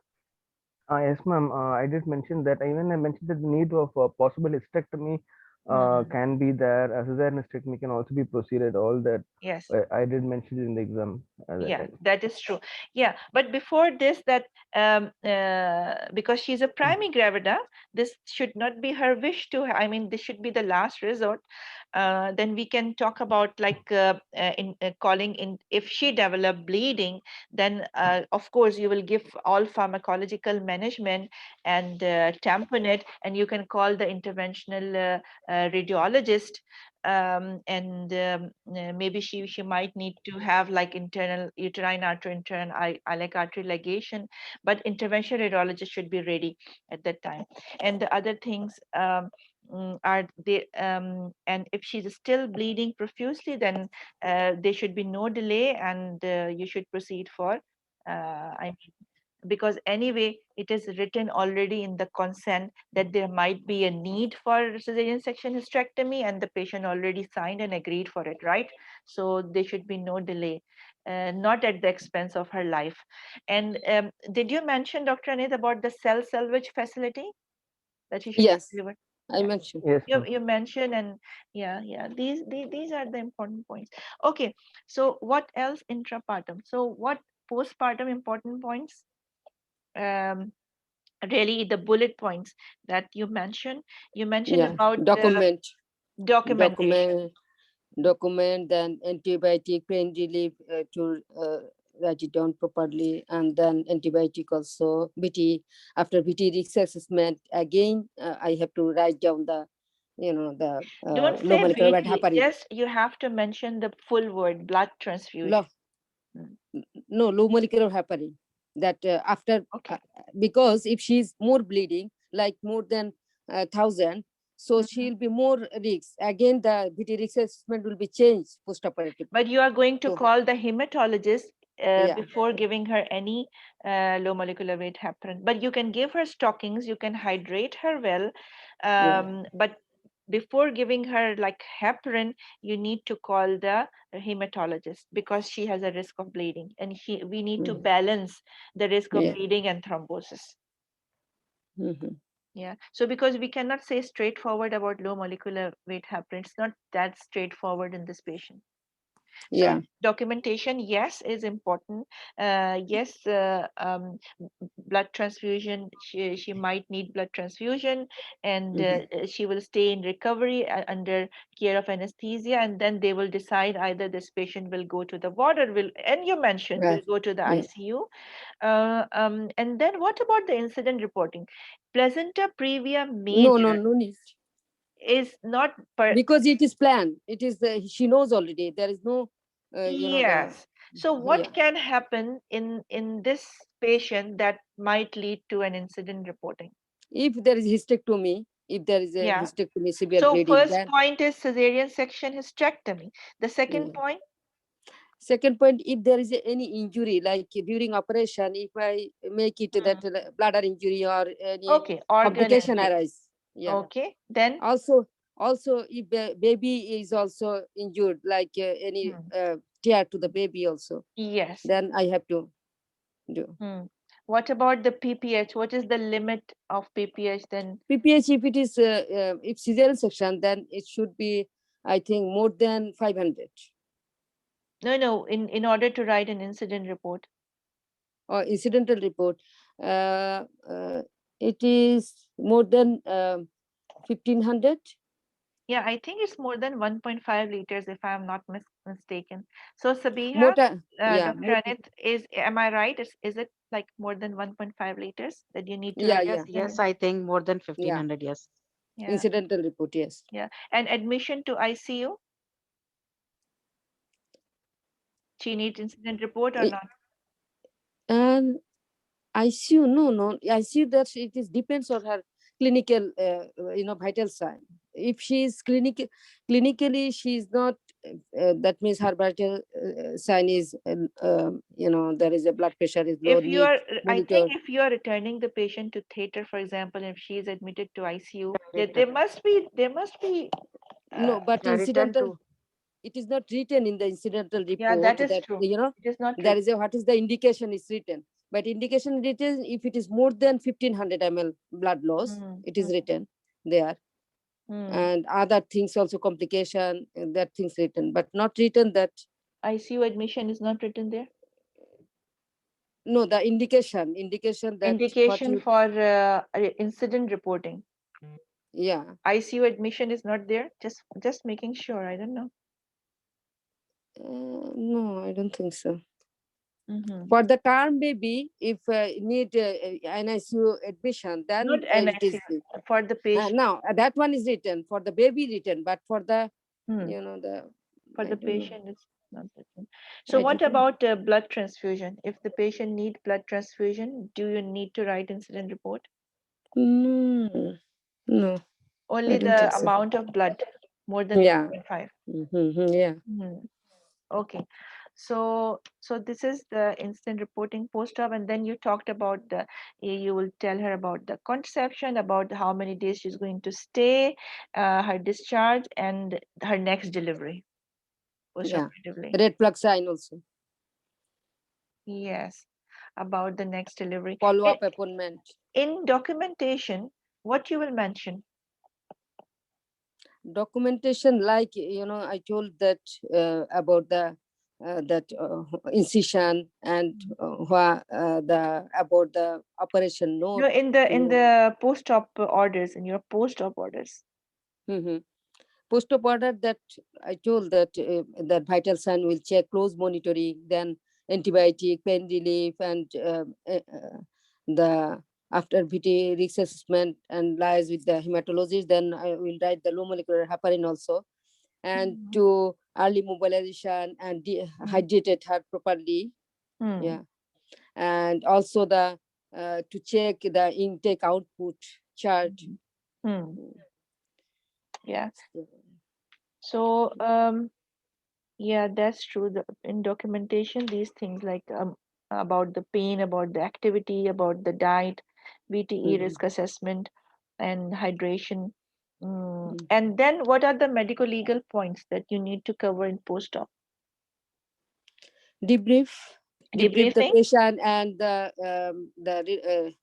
family member also. Not medical legal, risk assessment, risk management points, sorry. Risk management, actually, first we will that if there is any complication arise, then at that time we have to write the incidental report. We have to escalate the risk management team. So you should mention this point that if any complication arise, I need to write an incident report. Now, if the examiner will say what kind of complication that might lead to incident reporting, then you mention all the points, because you don't have much time. But you need to just mention about the incident reporting exactly as you said, just for him to know that you have risk management issues in your mind. Okay. So debriefing, yes. Documentation, yes. Writing incident report if needed, yes. And then duty of control. Duty of control and training later on. These are all like risk management points.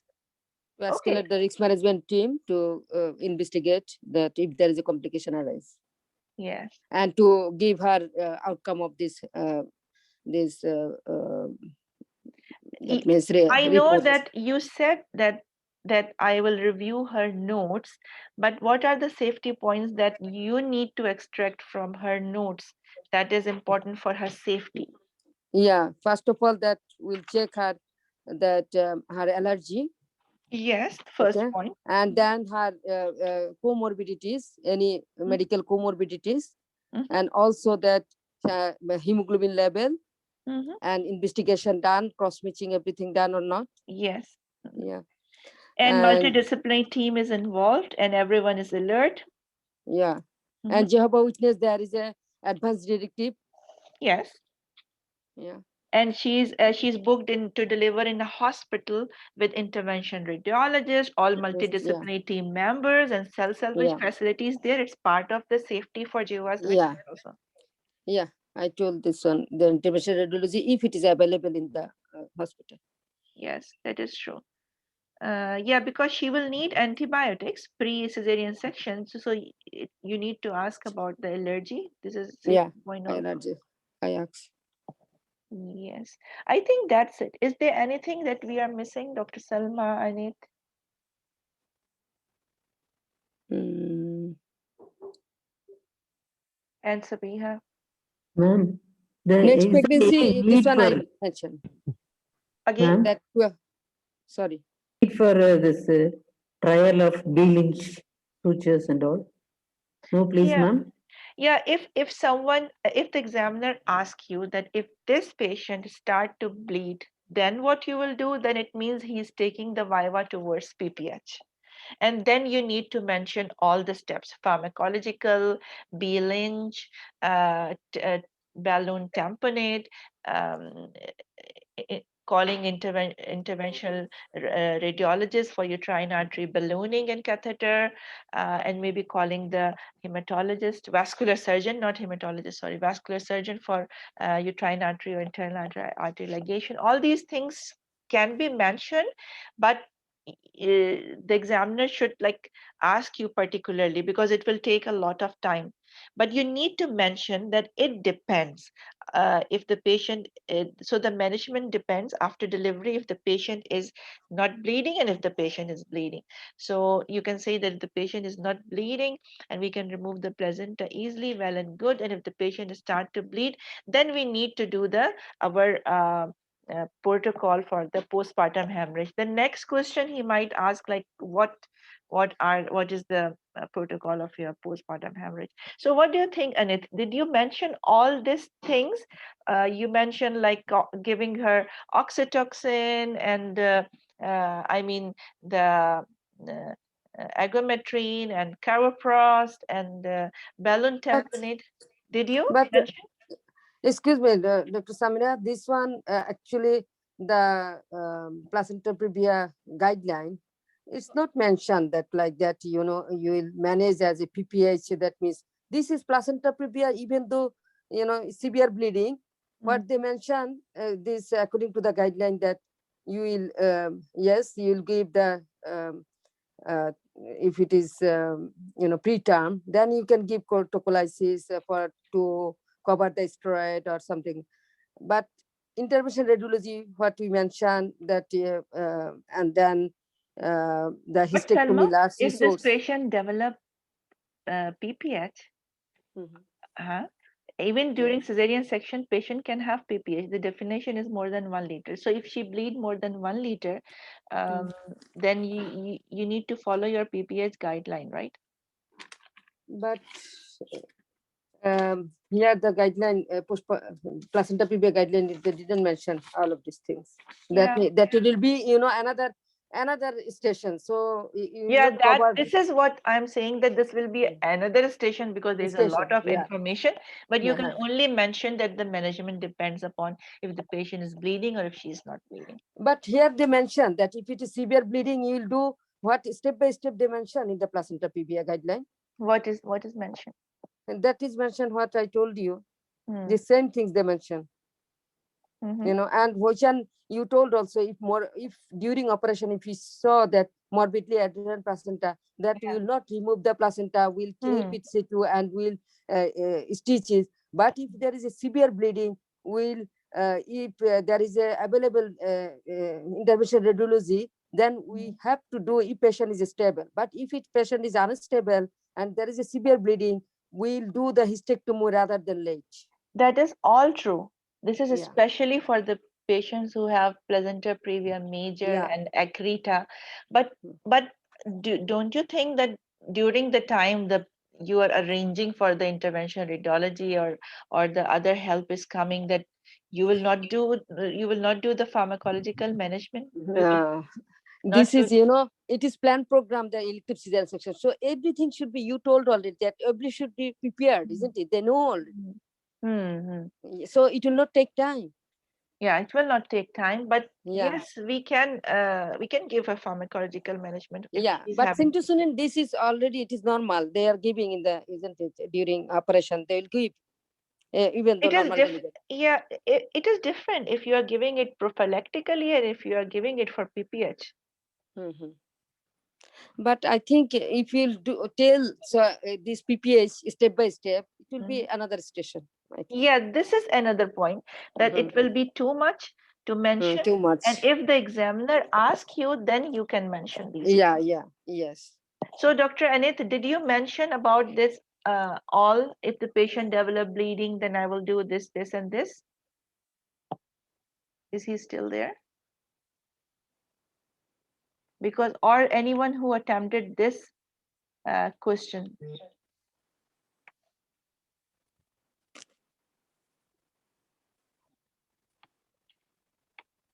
I think he left.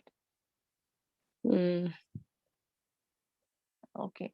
So, but for me, yes, but we can say that if the patient start to bleed, then we will follow our protocol for postpartum hemorrhage, and I will call the intervention radiologist. I'll in case, and I will alert my vascular surgeon and everyone to be around in case if we need. And I will be if I'm not able to control the bleeding, as a last resort, we can also go for the cesarean section hysterectomy. We need to mention this only. But if the examiner is asking about the protocol of postpartum hemorrhage, then I think you can mention. Why not? Yeah. Okay. If acts, of course.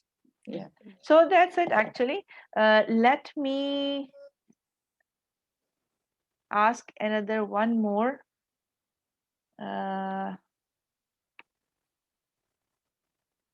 This is for the accreta, actually, suspected accreta. What are the 6 elements? I think this is the bundle, accreta bundle.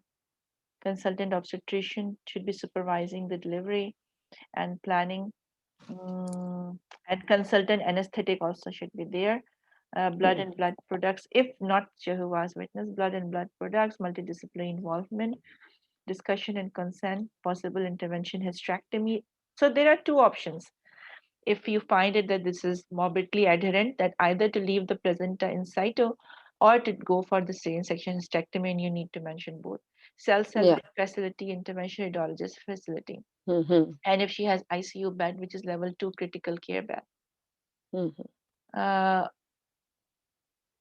Now the surgical approach that they are talking about with the actually percreta. You know what is percreta? Percreta, if it is, the penetrate the myometrium. Yeah, so it so it is invading like outside the myometrium, and it is invading maybe the space between the uterus and the bladder, or it actually invades the bladder. So it can be percreta also.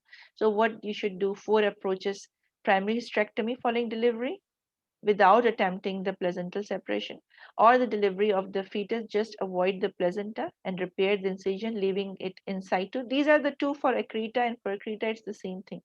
And the delivery of the fetus without disturbing the placenta, followed by partial excision of the uterine wall. This is for percreta especially they are talking about, which is called at the placental implantation site, and then just repair the uterus. Just remove the uterine wall or the myometrium where the placenta is adhered, implanted, and then repair it like you are doing in myomectomy. And then delivery of the fetus without disturbing, then leaving it inside, followed by elective secondary hysterectomy after like a week after the primary procedure. These all options for percreta. But you need to call like urologist also if you're thinking it's a percreta. And this one is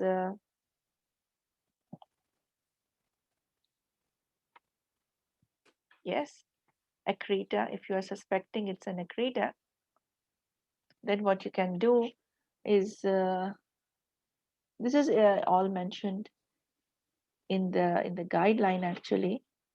And if the low-lying placenta means less than 2 centimeter from the internal os or placenta previa, which is covering the os, which is major, that the one that is in the scenario, or on transabdominal scan, if placenta is high, okay, then placenta, then posterior placenta or anterior placenta with no previous cesarean section, then ultrasound examination, transvaginal at 32 weeks. If asymptomatic previa, If it is asymptomatic previa, then steroids, which you forget to mention, but it is important, between 34 and 35 weeks, and a scan at 35 weeks, I think, if she's still previa for scheduled. This patient was 35 weeks, right?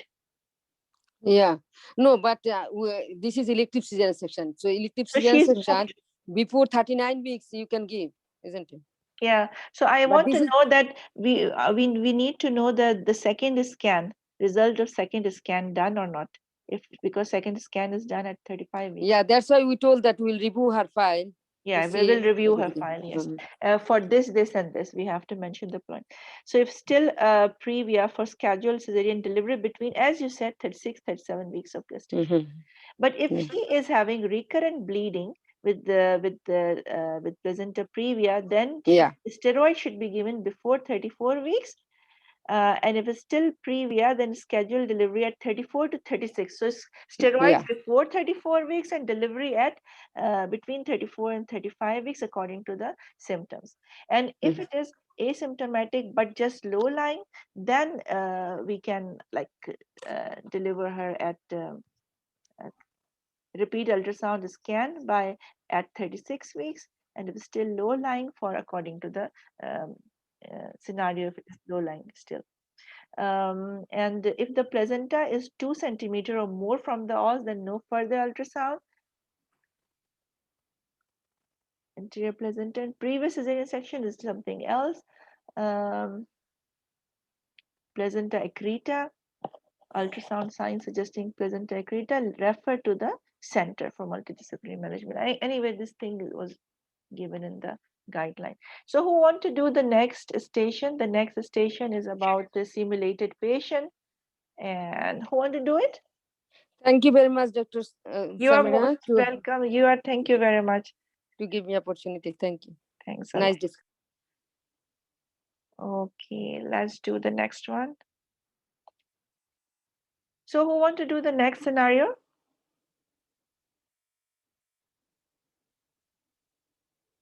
Who want to do the next scenario?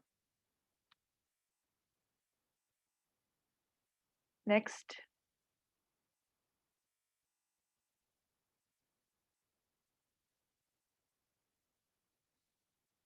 Okay. We have how many Shall I, people? ma'am? Manikam. Manika? Yes, ma'am. Yeah, Dr. Manikam, you can do the next one. I will show you this one and I'll start your 1 minute. Okay, I start your 1 minute. You can start.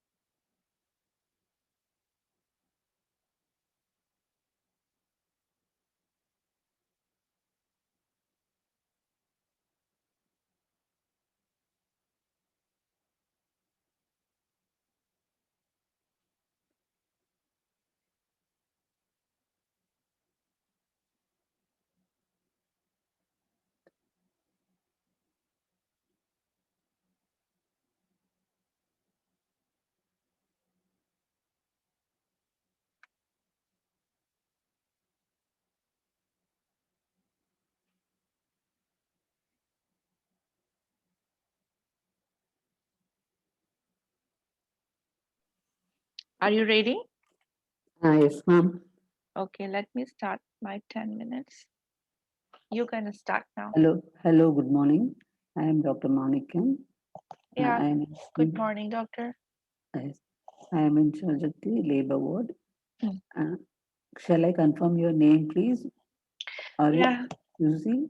Doctor, I'm Angela. I'm Mrs. Lucy actually, but you can call me Lucy. It's fine. Okay, okay. How do you feel now? Are you okay now? Oh If no, doctor, I'm not okay. I'm like pushing since 2 hours, and I'm very much exhausted. I can't do it anymore. You are a primey, shall I ask you some questions? Yes, you can ask me. You are under epidural anesthesia. You have been given pain relief. Yes, No? doctor. Okay, I'm having epidural. okay. Now you feel very much tired. Yeah, Okay. I'm just exhausted. Although the epidural is working well, but I'm like pushing for 2 hours. Nothing is happening. This is your second pregnancy, is it? Have you been pregnant before? No, doctor, this is my first pregnancy. Okay. You have done so well. You have tried your level best. I really appreciate you, and I am able to understand your concern. Yeah. We'll talk about something. We'll come to a shared decision. I'll ask a little few questions. Shall you answer me? Yeah, go on, doctor. You can. Are you allergic to any drugs? No, There is no medical problem with you? no, I don't have any health problem. Any surgical problem? Surgery has been done for you? Nothing. No, no, doctor. Anything else you want to tell in the history? Any history of clots in your family? No, doctor. I Okay. don't have. Did you follow any contraception oral? Nothing. Oral contraception, Contraception? did you? Okay. No, doctor, I don't remember. No, I don't think so. And so you're in a distressed position. I should not ask all this. Yeah. You're well supported, no, in your family? Yes. No. Yes, doctor. Somebody is there to help you, no, to bring up the baby and all? Yeah, my husband Okay. is there. Okay.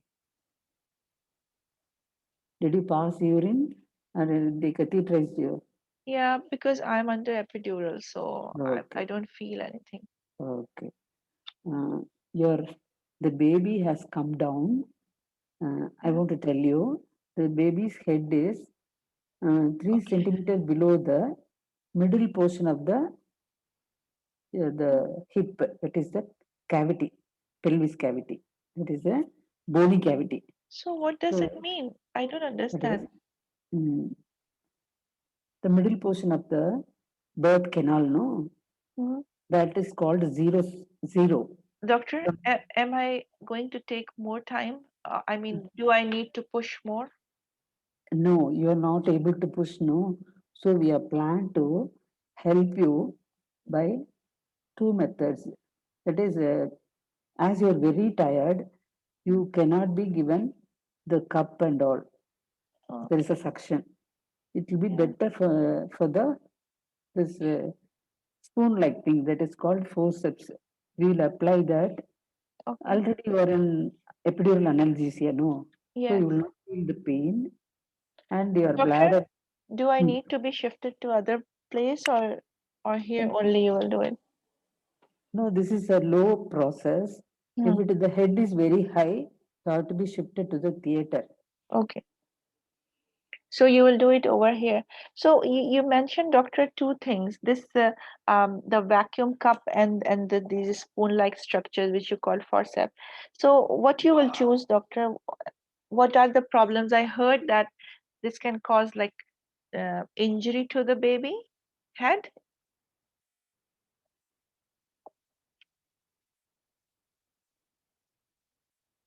Hello.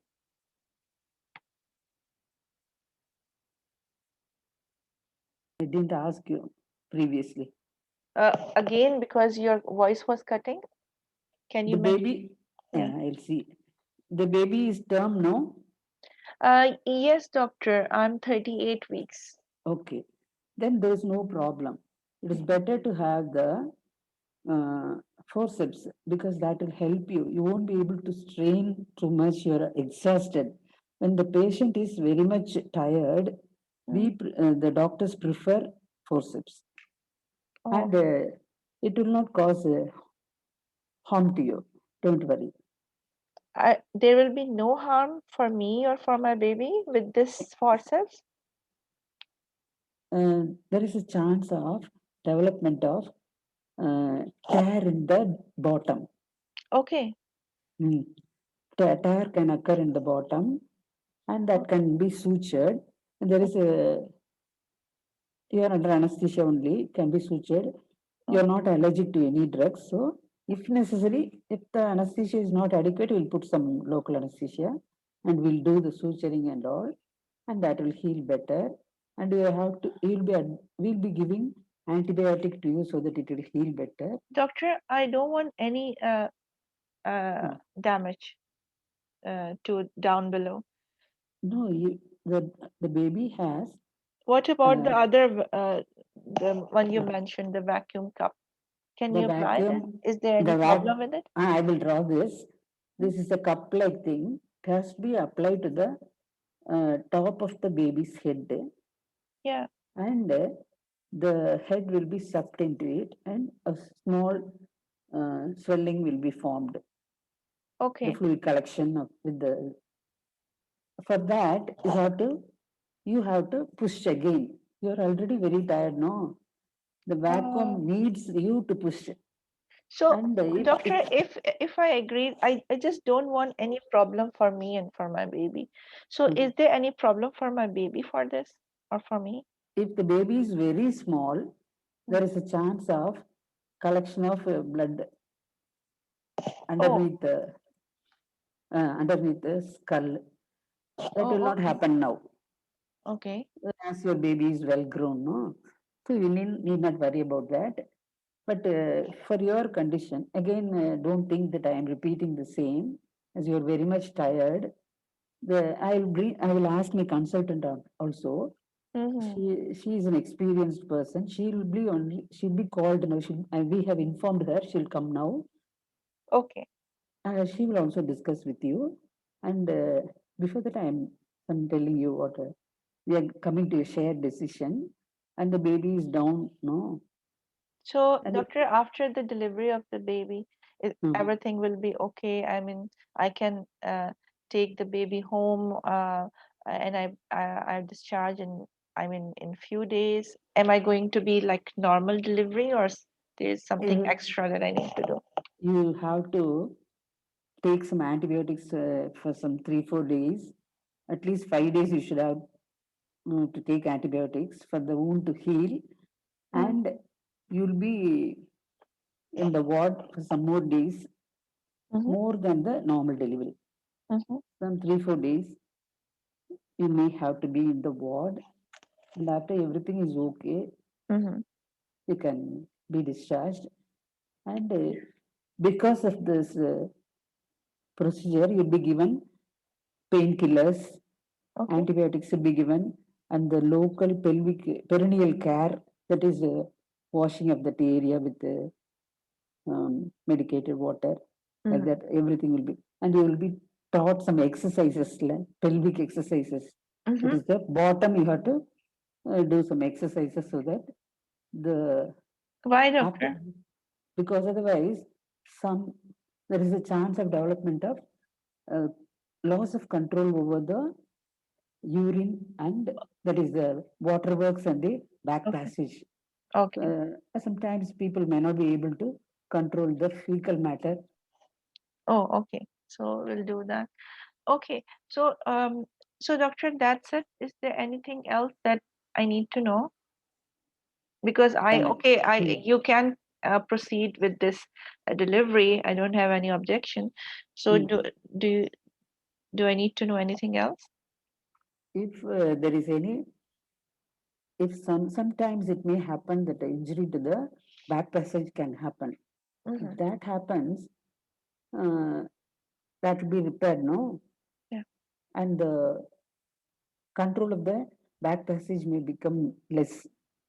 Some 20% of the patients may have some difficulty in controlling the gas, and such patients Mm.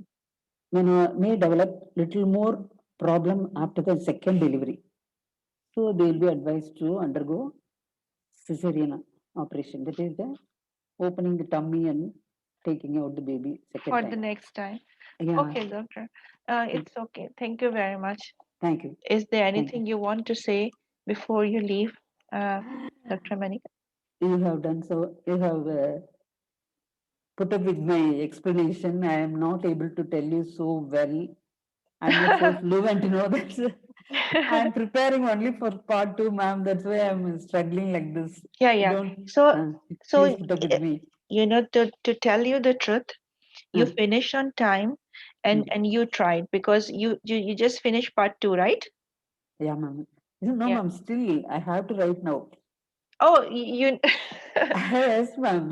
okay, that's great because even if you have not, because people don't have courage even after passing their part 2, they don't have courage to talk about, they don't have the courage to do the scenarios. I need to ask repeatedly who want to do it, but Nobody's you are, coming forward, ma'am. that's why And I you wanted to take part. it's very courageous of you. Thank you for Thank you, your ma'am. support Thank you, because ma'am. at least you have done in time and you have your knowledge. You know what needs to be done and the things that the patient can be delivered in the. You know that if she can be delivered in the delivery room, the operative vaginal delivery, and not in the operative theater, operation theater. So and the other things that she asks you, how to, but it's just the communication which will come with practice. After you will pass your part 2, it will come with practice how to communicate with the patient. But that kipple hematoma can happen. You need to give physiotherapy for in order to prevent the urinary incontinence. And so the knowledge part of it already. What about the paired blood sample? That After I have all, forgotten, ma'am. this is That one, mentioned in the guideline also, that yeah, all ma'am. patients after operative vaginal delivery, they need to have a paired blood sample. So we'll make sure that the baby is okay. We'll take the blood samples from uh, from from both vessels. Whenever you are talking to the patient, you need to avoid the medical jargons, which will come with practice. Yeah, which will come with practice.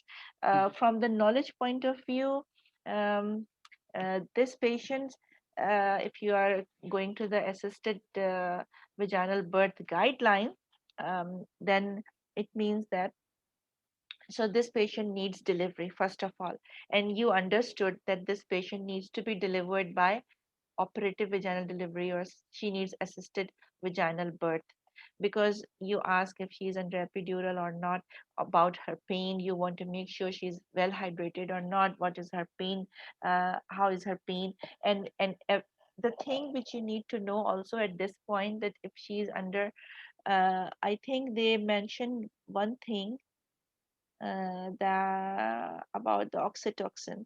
So Yes, she's yeah, so she's under syntocinon and oxytocin. So she's under oxytocin, and you, but it is not mentioned about epidural. So you ask about epidural also. So which is good. Uh, in spite of all this, and you need to know about the CTG also.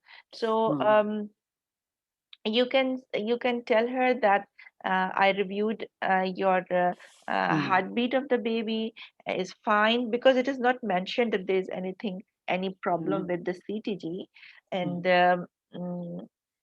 and this patient most probably under continuous CTG because it's already delayed.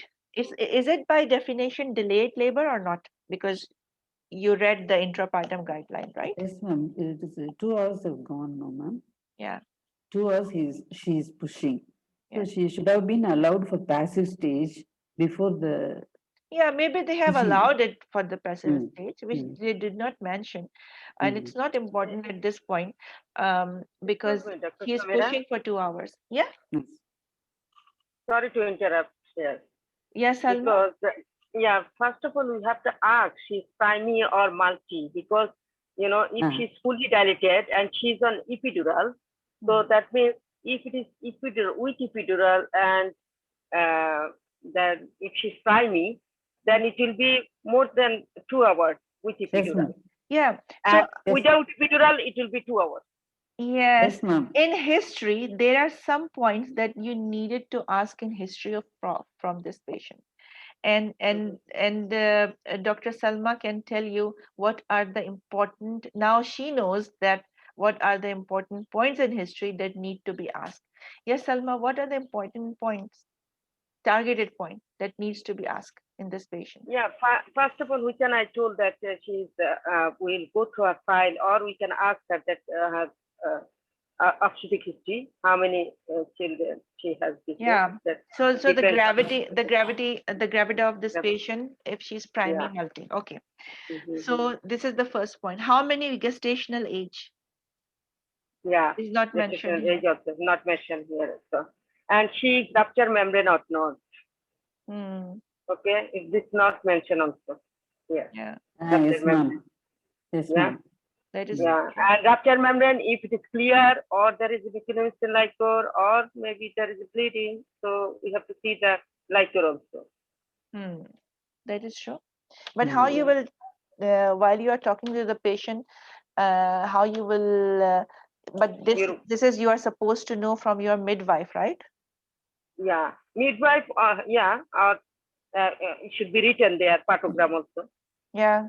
So maybe they will mention this in the partogram in the real exam, or you can like talk to the midwife also, and you can mention that I will make sure from your midwife if everything is okay. And then when you say if everything is okay, then you can mention like 3-4 points what you want to know, like what is the last examination, and if you don't mind, because she already called you, it means you need to come and examine the patient. You can say that although she already examined the patient, that but if you allow me, I want to check again to know this, this and this. Yeah, you can say this. And if she's saying no, she just checked me, then then you will say that okay, let me ask the midwife this and this information. You can say something like this because you want to show to the examiner that you are considering these points. So what in history, Salma, are the other important points other than yes, another thing that if she is multigravida, so her other delivery, is it a normal delivery or cesarean section? Okay, so there could be risks of, if there is a cesarean section before, then there could be risks of scar tenderness or anything like that. So we have to make sure that one also. Of course. And that's the operation history. Yeah. So if this patient was primary gravida and she was 38 weeks pregnant, and you need to make sure also that it is written that labor was spontaneous. So she came in a spontaneous labor. So she was not being induced. So there are some information which is written already over here that labor is not induced. She has a spontaneous labor, and although that her pregnancy was straightforward, it is not written here. So you can like ask her that how was your pregnancy? Uh, do you everything was okay, or did you develop any problem during the pregnancy, all your blood tests, all your ultrasound? So how was your pregnancy until now? Even if you ask her how was your pregnancy until now and she will say everything was fine, then you can ask more targeted questions, your blood works, your ultrasound, and if there's any problem that you develop during pregnancy, then she will say no. So then you know that, okay, she is a primary gravida, she's 38 plus weeks, and she's a low risk primary gravida. She is not being induced and she has like spontaneous labor. Now you will know. So this is important to know all this information, that until that point, how was pregnancy was. And it was straightforward actually, because they don't want you to concentrate on any antenatal complication. They want you to concentrate you on this at this point what you will do now. So now because the labor is spontaneous. Now what is your next question should be, Salma? Yes. So I'll ask her about her pain, and I will see the Yes. contraction also in CTG. Because Pain, if CTG. there is a more contraction, like more than 5 contraction in 10 minutes, then I may need to stop the synthesinol. That's It true. depends by seeing the CTG. Mm. And if it is that less contraction, that means less than 2 or 2, then I may need to increase the synthesinol also. Yes, that is true. And it depends on CTG. If CTG is good, then she can wait another 1 hour if she's an epidural. She's already, I think, pushing for 2 hours, right? And God knows how many passive latent phase. Maybe she was in latent phase before, but she is in active phase of pushing. I think it is mentioned 2 hours or something. Yes, Or ma'am, 2 over, hours. yeah, 2 hours. Is Over mentioned. 2 hours. But if she'll take epidural, so that means she can wait total 3 hours. But Salma, it is written in the guideline, in the intrapartum guideline, that the total delivery time should be within 4 hours, right? For a primary gravida, together with latent phase and active phase. And active phase should not be more than 2 hours. Yeah, I'm telling you, this is the total. She should not wait for 1 hour more. She is ready for delivery. Yeah, it is total. Total, it is 4 hours. But to do intervention, it is, that means in case of primary, if it is with epidural, then after 3 hours we have to intervene for the instrumental delivery or whatever it is. We have to refer for the healthcare profession to intervene. Like she did, like the midwife, she called you to deliver her, not to examine her and tell her to wait for another 1 hour. She called you to come and deliver her by operative vaginal delivery. Because why? Because here they didn't mention for epidural, isn't it? It is not mentioned for epidural. Then that's why Dr. MRCPI, she asked about the if she's on epidural or not. So which is fine. Now you tell the examiner that you know that there is a difference between with epidural or without epidural. Yeah, it is instrumental guideline is written clear cut for the primary and multi, and with epidural, without epidural, how long we can wait. Yeah, so she is for operative vaginal delivery for sure. There is no doubt, and you just need to mention her that I want to examine you to see. First of all, to confirm the findings of midwife and to make sure if your membranes are still intact or not, and to make sure actually that how is the color of the water of your baby, because and also I want to see what's the position of the baby, want to confirm the position of the baby, and want to see that if you can be delivered here in the delivery room, or first of all if you can be delivered with the help of the either the vacuum cup or the spoon like instruments which we call forceps, either in the delivery room or in the operation theater. So I need to make sure. So that's why because if you will tell her that why you want to examine again, you need to, I mean, justify that why you want to examine again. She will agree if you will tell her all these things that I need to decide. And where to apply, if I am applying a cup, where to apply the cup of the vacuum cup of the baby. That's why I need to see the position, if the baby is face up or face down. Because you need to justify to not only to the patient, you need to show to the examiner that why you want to examine the patient. Because not only you are deciding that if the patient can deliver in the delivery room or in the operation theater, but also where you place your cup if you are doing vacuum, and if it is direct occipito-anterior, or if it's a little bit oblique, although it is little left occipito-anterior, it's not straight occipito-anterior. So you need to apply your instrument according to the position, right? Yes. And then you need to confirm that there is no molding, there is no CPD. Mm. And maybe the caput, what a midwife is feeling, the head, what she's feeling is all the way down is the caput. Mm. Maybe the Mm. head is high. Mm. Yeah, although on abdominal examination it is mentioned that, so you have to mention that, let me check your tummy to see if the head, I can feel the head from above or not. Whenever you mention to the patient or to the Mm. examiner anything, you need to justify it. Why Mm. you want to examine my tummy? Mm. Because I Mm. want to see if I can feel the head of your baby or not. Mm. Because if the head is high and I can feel it from your tummy, then it means we cannot go for the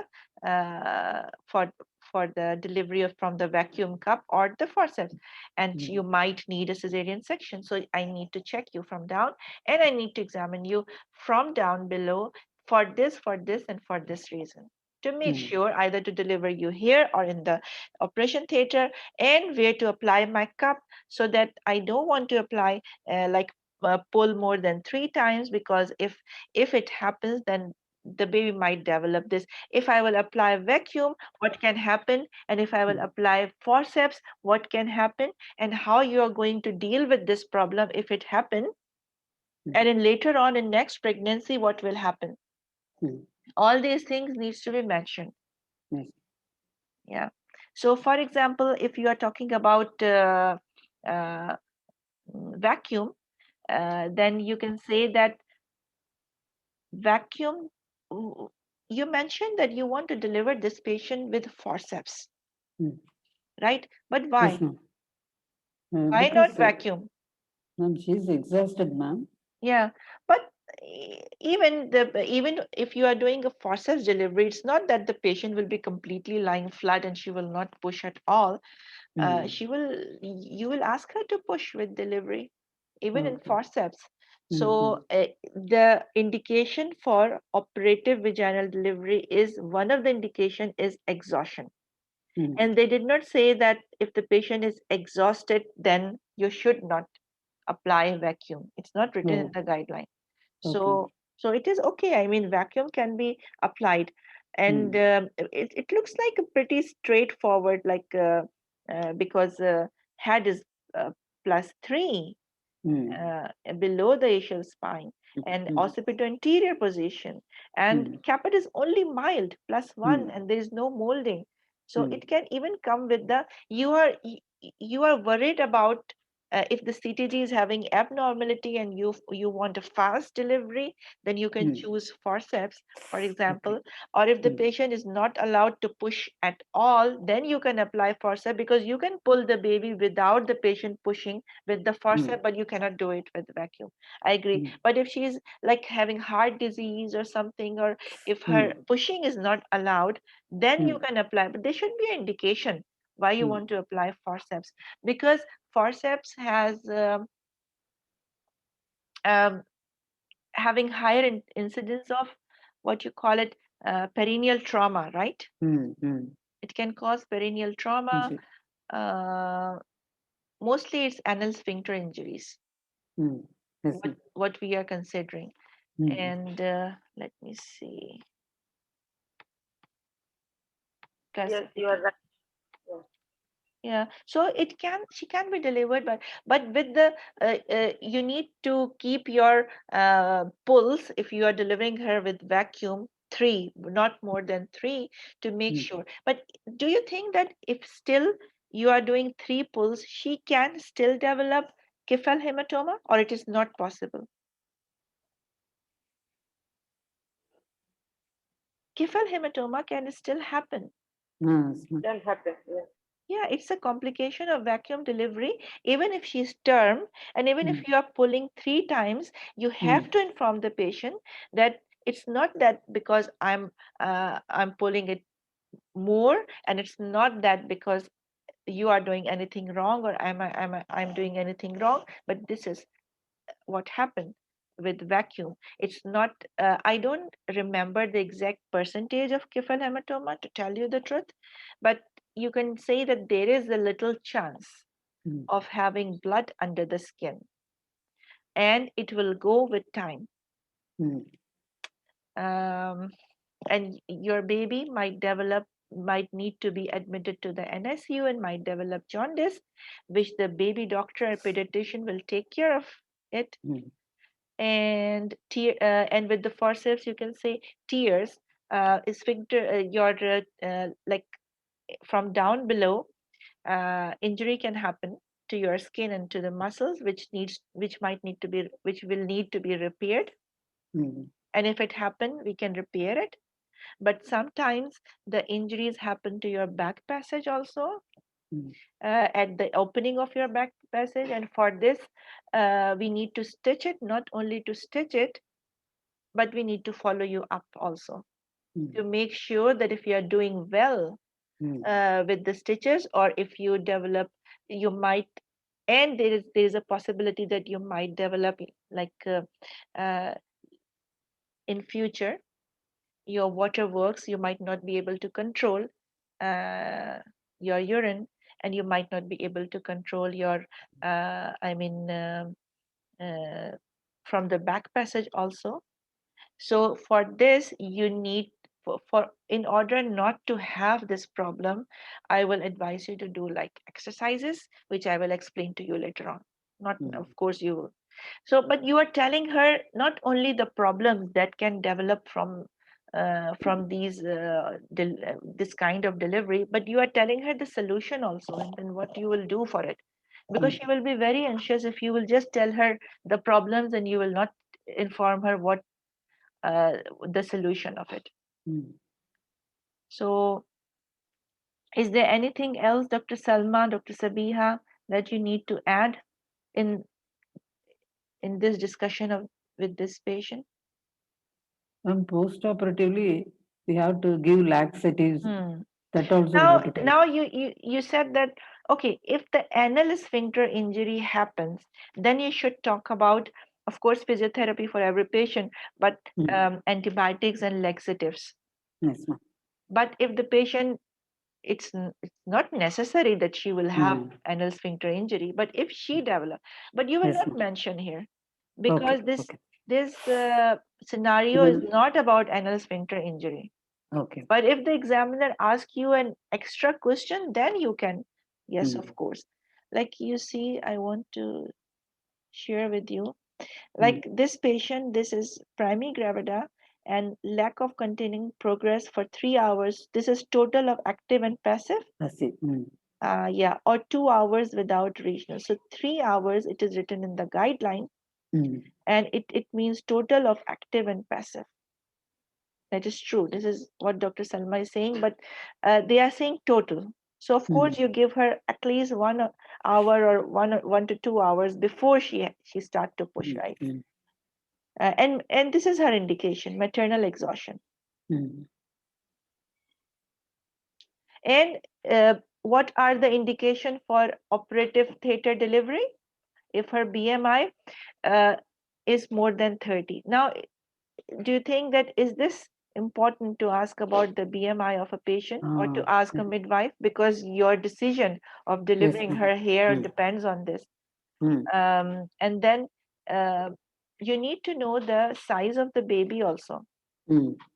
So you can say that, let me check your notes and your last ultrasound, and let me examine you now to know the size of your baby, to have an idea about the size of your baby, because it is written clinically big baby, because you just saw her, you didn't see her before.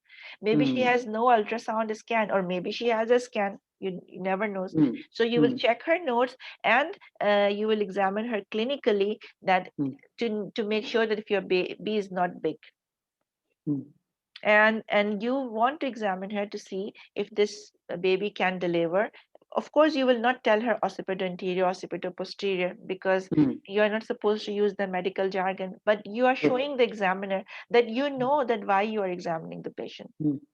And then you know that you will examine the abdomen to palpate if it is head, because you want to decide if this will deliver here or there. So anything you want to add, Dr. Sabiha, before I close? Or Suzanne? Yes, excuse me, Dr. Yes. Samira. Yes. To assess for the BT risk assessment also important. Yes, that is true. You will tell her that I'm going to call the baby doctor or the pediatrician to be around, because your baby might need like some help after delivery. Yes. Not to say resuscitation or something, because we are avoiding medical terms over here. Dr. Suzanne, you are here, right? Do you want to add something?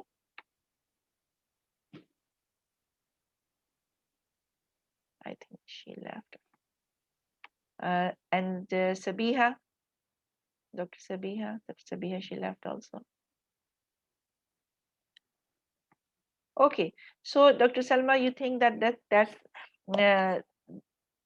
and you mentioned about antibiotics also. So usually we don't give antibiotics, right? Unless the patient has anal sphincter injury, then the antibiotic is recommended. This is from your guideline of perineal tear, the 3rd and 4th degree perineal tear guideline, right? And whenever you say you have to say medications. What medications you have been using? Are you allergic to any medication? So not drugs. Drugs literally means drug abuse. Drug abuse, yes. Drugs. Okay, ma'am. That's true. So that's why we are not supposed to mention. I will change, ma'am. Yeah. And what about the episiotomy? Will you mention, are you going to give episiotomy to her? Episiotomy necessary, ma'am. Yes, ma'am. Well, episiotomy. Yes, ma'am. I think before the forceps delivery, we are giving the episiotomy, but for operative vaginal delivery, if she's primary gravid, so it depends, to tell you the truth. To prevent from perineal trauma, for forceps delivery, it is maybe, I think you can give, but for venous delivery, it depends. Okay. And is it going to, and what about the next pregnancy? If she has operative vaginal delivery, you can reassure her you can have like spontaneous vaginal delivery even if you have operative vaginal delivery now. So it is fine. I mean, it's not going to increase your risk of operative vaginal delivery in future if you have it now. And if you have no complication, then there is no problem. But if you develop any problem in your back passage or your or in the water work, then you might need to be followed up with a special team. Otherwise, you will go home and you will breastfeed. We will tell you about contraception, and then you will come back to us after 6 weeks to see if your stitches are healing, to see if your breastfeeding, how breastfeeding is going on, to see if your uterus is going down well and your bleeding is okay. And if you have any concern, we will ask you. So you will tell her about 6 weeks follow up, and if in case of any complications, she might need to be referred to like colorectal surgeon or a urogynecologist, for example. But you will just mention like that in case if you need, we will refer you to the specialist. But if there is no problem, then you will just come and follow up with us. So then at the end you will ask her. So because if you have any question, ask me, because I want your consent so that I can proceed with the to help you in delivering the patient, to help you in delivering. You are not specifying vacuum or forceps. You're just telling, I want your consent, because it needs a verbal consent, right? It's not written consent is not needed. So I want your consent to proceed for the delivery and to help you in delivering your baby, because you are already exhausted. So I want to help you in delivering your baby.